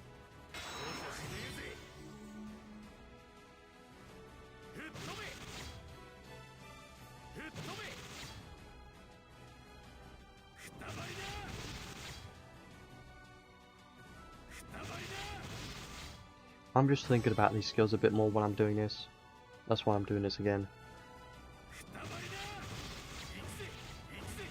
I think the skill 1 isn't going to be that great just because of the delay between the next time you use the skill and the fact that it's 5 hits, and 5 hits is just way too low. So I don't think a skill 1 is going to be used that often. That's what I'm thinking at the moment. I can see his skill 3 being used for the close the gap, and it isn't that bad because it's pretty fast. It was faster than I thought it was going to be. It's still got a delay in the middle, but it's not that bad. Yeah, now is definitely the perfect time to return for sure. Yeah, I gotta say, his skill 2 definitely his best one. His skill 3 actually pretty solid. His skill 1, if you spam his skill 1, I don't think it's that great. Honestly, better just to use his skill 2 most of all, and his skill 3 probably, and sometimes skill 1, but most of the time we're going to be using skill 2. Yeah, skill 2 definitely his best one, 100%. But I do want to check the animations of these things, because I didn't probably check the animations of these just for fun. I want to do one more thing. Yep, PvP is literally the only thing for endgame players like me who've beaten every PvE content stage that this game has. So what I want to check is look at the animations. The one negative thing I had about this unit is his animations. So he just swings his sword, right? So look at the difference between his skill 1, skill 2, and his normal attack. That's what I want to do. So normal attack. Okay, he doesn't actually use a sword. That's not actually what I meant. You're telling me he can't even be bothered to use a sword for a normal attack? Like, fine. So skill 1 slash thing. This one's a sweep. But you can see they're just the animations, like just doing like one slash isn't that exciting to me. Like seeing a bunch of like things come out or something is always a lot more fun, like tornadoes and things. Way more, you know, visually pleasing than just this. You know, so doing this a lot is definitely going to get boring a lot of the time because you're just swinging once. This one swings twice. Well, just barely. Once. And then brings it up. Kinda, let's say 1.5 swings. Oh, it's 1.5 swings. I mean, I can't really complain that much considering he has such a big sword. But I'm just saying the animations could have been a bit better. But maybe this is just how the unit is like. I've heard from a few people that that is just how he is in the games and everything, and he's just always been like that, so they are trying to make him as similar as possible. I guess that makes sense, but the animations are not that exciting, so it's definitely not the draw of this unit. Like, the visuals and the animations and stuff are not that exciting, this unit. I definitely think the more exciting things about this unit are the damage caps being incredibly high. That's probably the main thing. And the skills are not bad. I thought they were going to be a lot slower originally, but now I actually used them in game. I think they're pretty solid. But I'll go over everything once we do the conclusion soon, because I think I covered everything I want to for now. I might as well... Last thing I might as well do is have a look at the event. Because why not? This event is pretty good. So this event, there looks like a lot of stages, but honestly, trust me, it's very easy.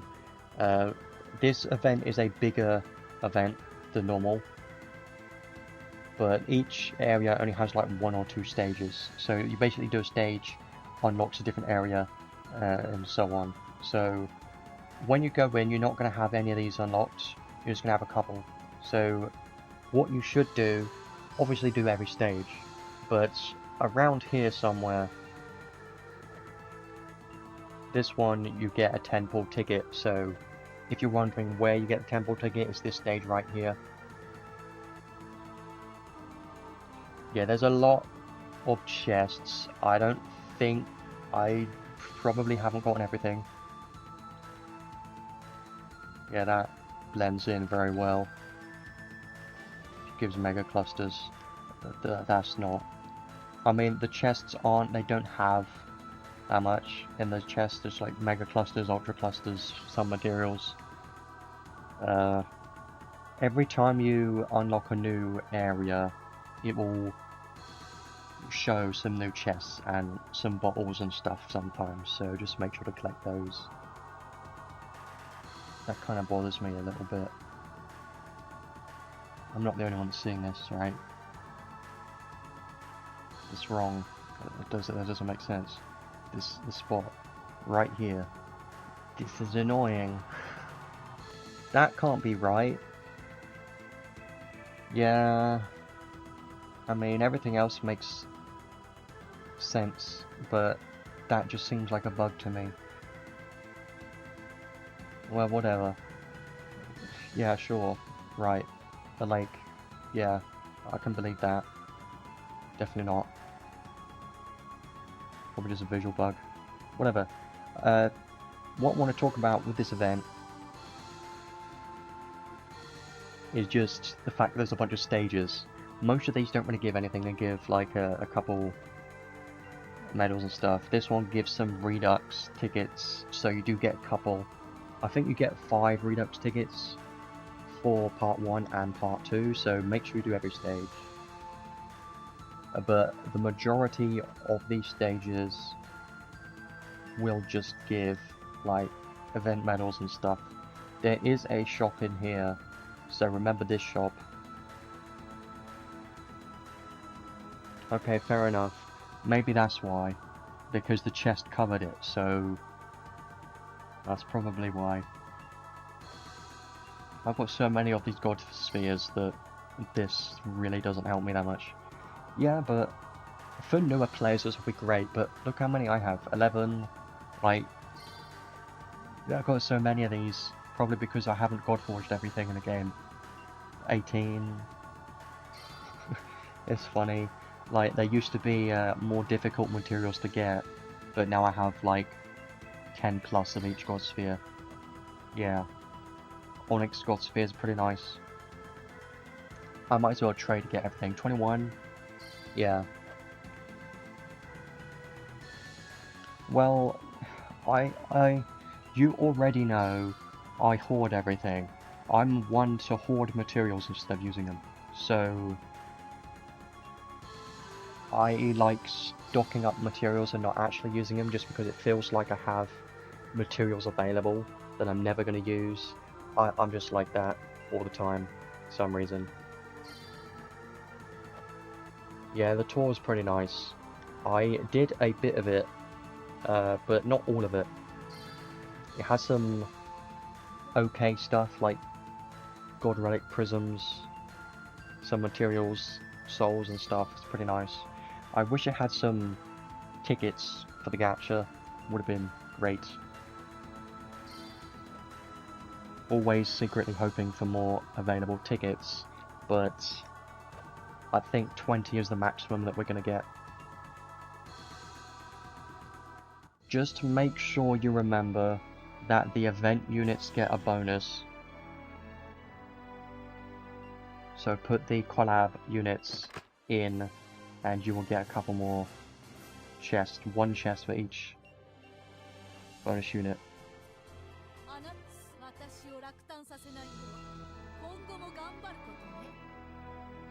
There's a lot of these, it'll take a while, but it's free stuff basically.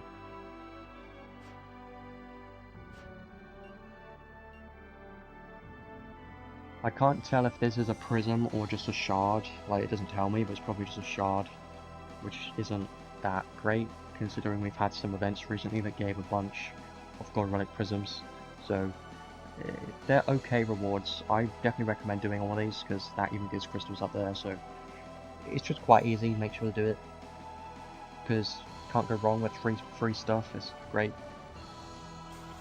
No reason not to.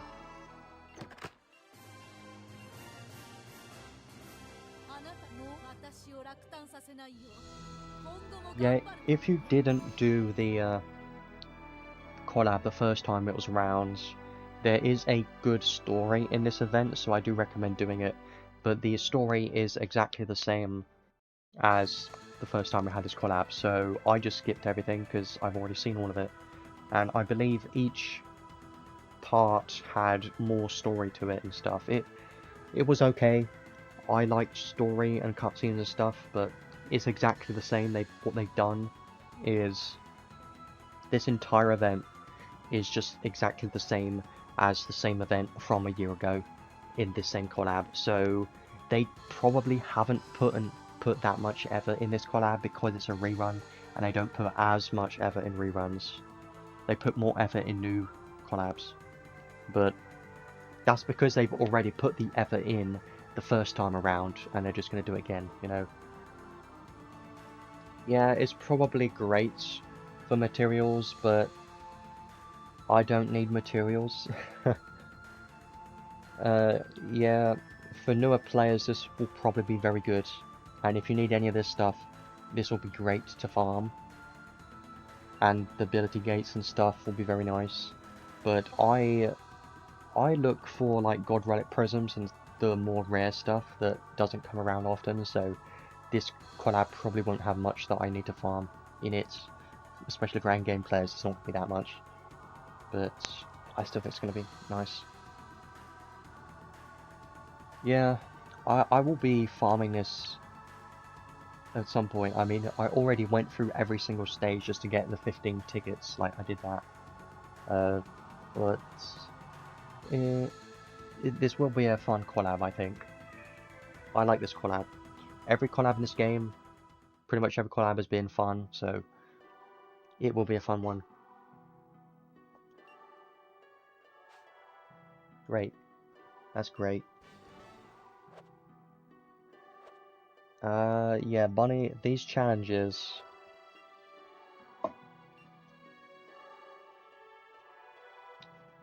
You can get some more tickets and stuff in here. I did get all those part 1 tickets already. There are a few crystals and stuff, which is nice. The bunny challenge... these bunnies appear in the event map. I've only found 3. I think there's going to be 3 in every update, probably. So, 3 this week, 3 next week, and 3 on the final week, probably. Yeah, they must do something like that. This gives part 2 tickets, though, which means you have to wait until week 3 to get these part 2 tickets, which annoys me, because I don't want to wait, I want it now. But it's fine, I guess. And we could potentially get some more tickets from this.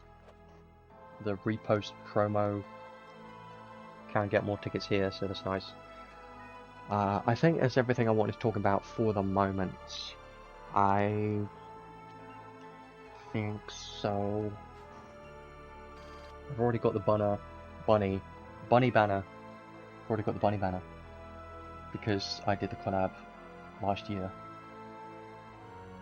Yeah, 5 each will be very nice. So if you're free to play, definitely recommend waiting because we do have a lot of tickets available. The repost promo thing, giving 5 of each ticket, and save for that first. Also, if you're just considering starting the game now, then it will be a perfect time to very soon, because then we'll have a lot of tickets available. You can just re-roll for Renner, and you know, maybe the part 2 unit or something, you can re-roll for all that stuff, and that'll be great. But that's towards the end of the collab. End of the collab when the every single reward is available. That's the perfect time to re-roll. So if you're just starting, that will be the perfect time to do so. But you do have to spend some time doing the event to get the temple tickets, but it's worth it. It really is. Because getting a 10 ball ticket, you could get like both things from a 10 ball ticket, you never know. It's always worth trying. So, I think I'll leave it there for the moment. I think I managed to talk about everything somehow in 2 hours and 15 minutes. I thought it was going to take a bit longer than that, but I guess it didn't, which is nice. That means I get some time to do, you know, some other things. Yeah, you could. Re-rolling takes a long time in gacha games usually. Like, some take longer than others. But if you want to re-roll for the perfect re-roll start, it takes ages. And I admit, I've done that many times. When I start a gacha game, I just spend the entire time re-rolling until I get exactly what I want. And then after that, I stop playing because that's the only reason I want to play, just to re-roll and do gachas. That happens so many times. Like, I don't play that many new gachas anymore, just because there's so many that are very similar. Yeah, I've re-rolled in games where you're not supposed to re-roll. I did re-roll in Nikkei, that was great. Managed to get 2 collab units in Nikkei when I re-rolled that. On the ReZero collab, that was great. I think I tried to re-roll in like Honkai Impact and stuff, Honkai Star Realm stuff, which you never really should do, because that takes ages. Yeah, I've been pretty lucky with Nikkei recently. I don't play that much though, I'm more just logging in to do daily stuff, and that's kind of it. I really should play a bit more. Yeah, making your own game, the game being the reroll. Like, sometimes you can take gachas too seriously. Like, some games just have the gacha system, and that's like the only reason you play the game is just for the gacha. Like, I don't stick with many gacha games just because a lot of them are not unique enough. Last Cloudia is a rare game where it's very different from every other gacha game. I think that's great. I really hate the games that have like just a interface for, oh, you do this stage, you know.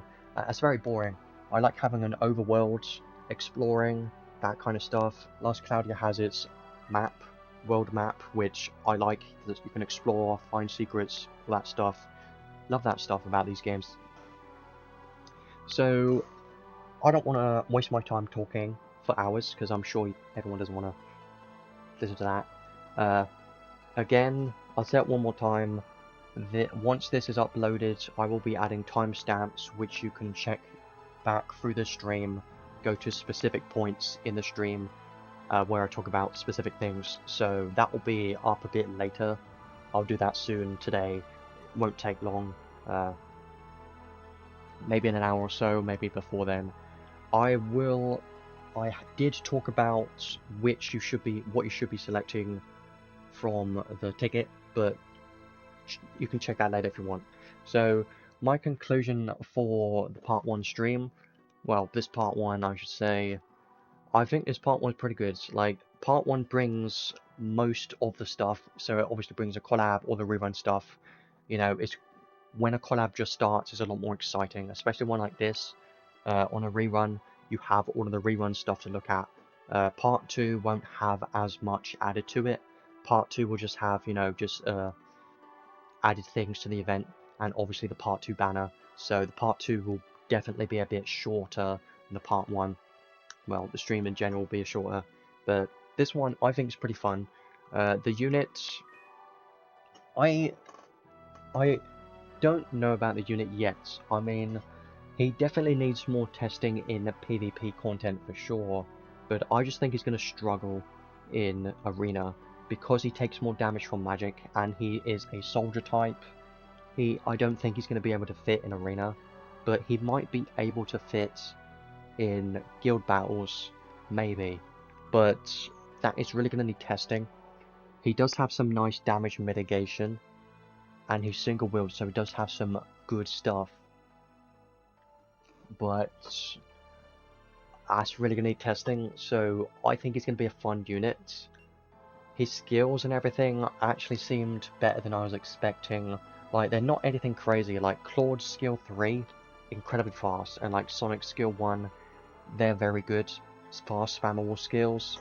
Arngrim doesn't have the best spammable skills, but his skill 2 is definitely his best skill, and I think it's going to be very good when you spam it.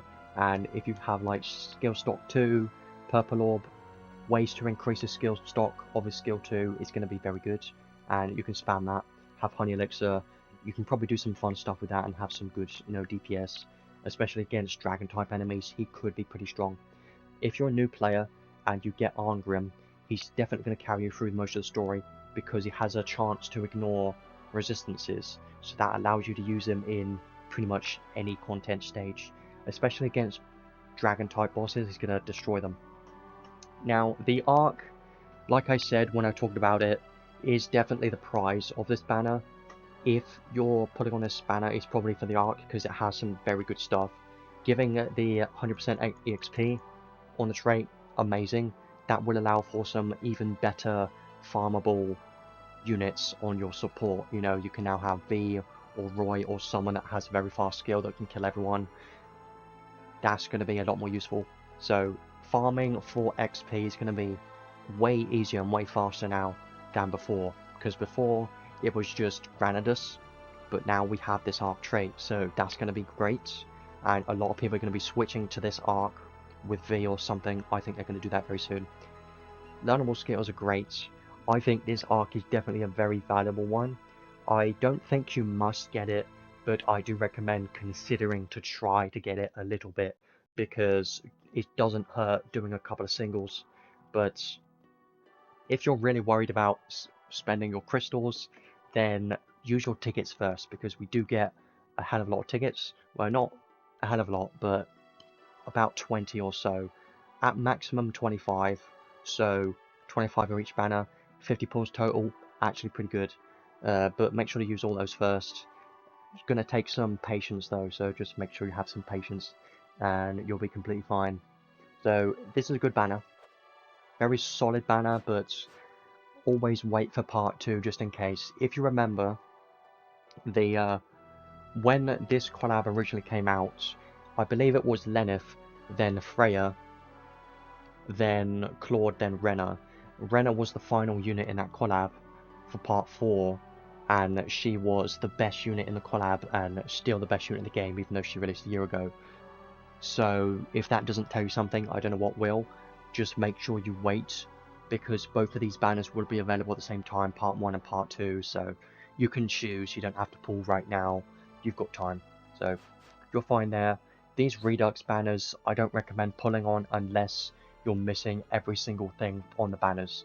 If you're missing all 4 things, or if you're missing 3 things, then you might want to do some single pulls to try and snipe something. This part 2 redux banner is definitely the most valuable banner for the redux banner, because it has 2 amazing units, and it has the Lorsa Armory Contest arc, which is a very strong one. So if you're missing everything and you're considering pulling on the redux banner, it will have to be this one. Maybe you can do a couple of singles and try and snipe something, so then you can use your ticket on something else. That's probably what I'd recommend. I know the rate up on these banners are only 0.4%, but since there are 4 rate up things in this banner, then you'd still have a decent chance of getting something new. Probably the same chance as a normal banner, if I'm honest with you, because 0.4% isn't that high, and that kind of evens out as 1 unit and 1 arc on rate up, so isn't that much of a difference now I think about it. But if you really want to get some valuable stuff and you want to try and get as much as possible, maybe do some singles in this redux part 2 banner. There is the redux Magius banner. Honestly, you don't need it. This banner you don't really need to pull in this banner either. I definitely think the collab banner, well, the banners in general, are going to be more valuable because they may not come back. Collabs are way more limited. This summer banner is going to come back next year at least. It might even come back before then, in like I don't know, step gacha or something, you never know. So they will come back, and then I think that's it for all of the banners that I wanted to mention. Obviously, you've got the, you know, units not held banner if you're missing someone that you really want, if you want.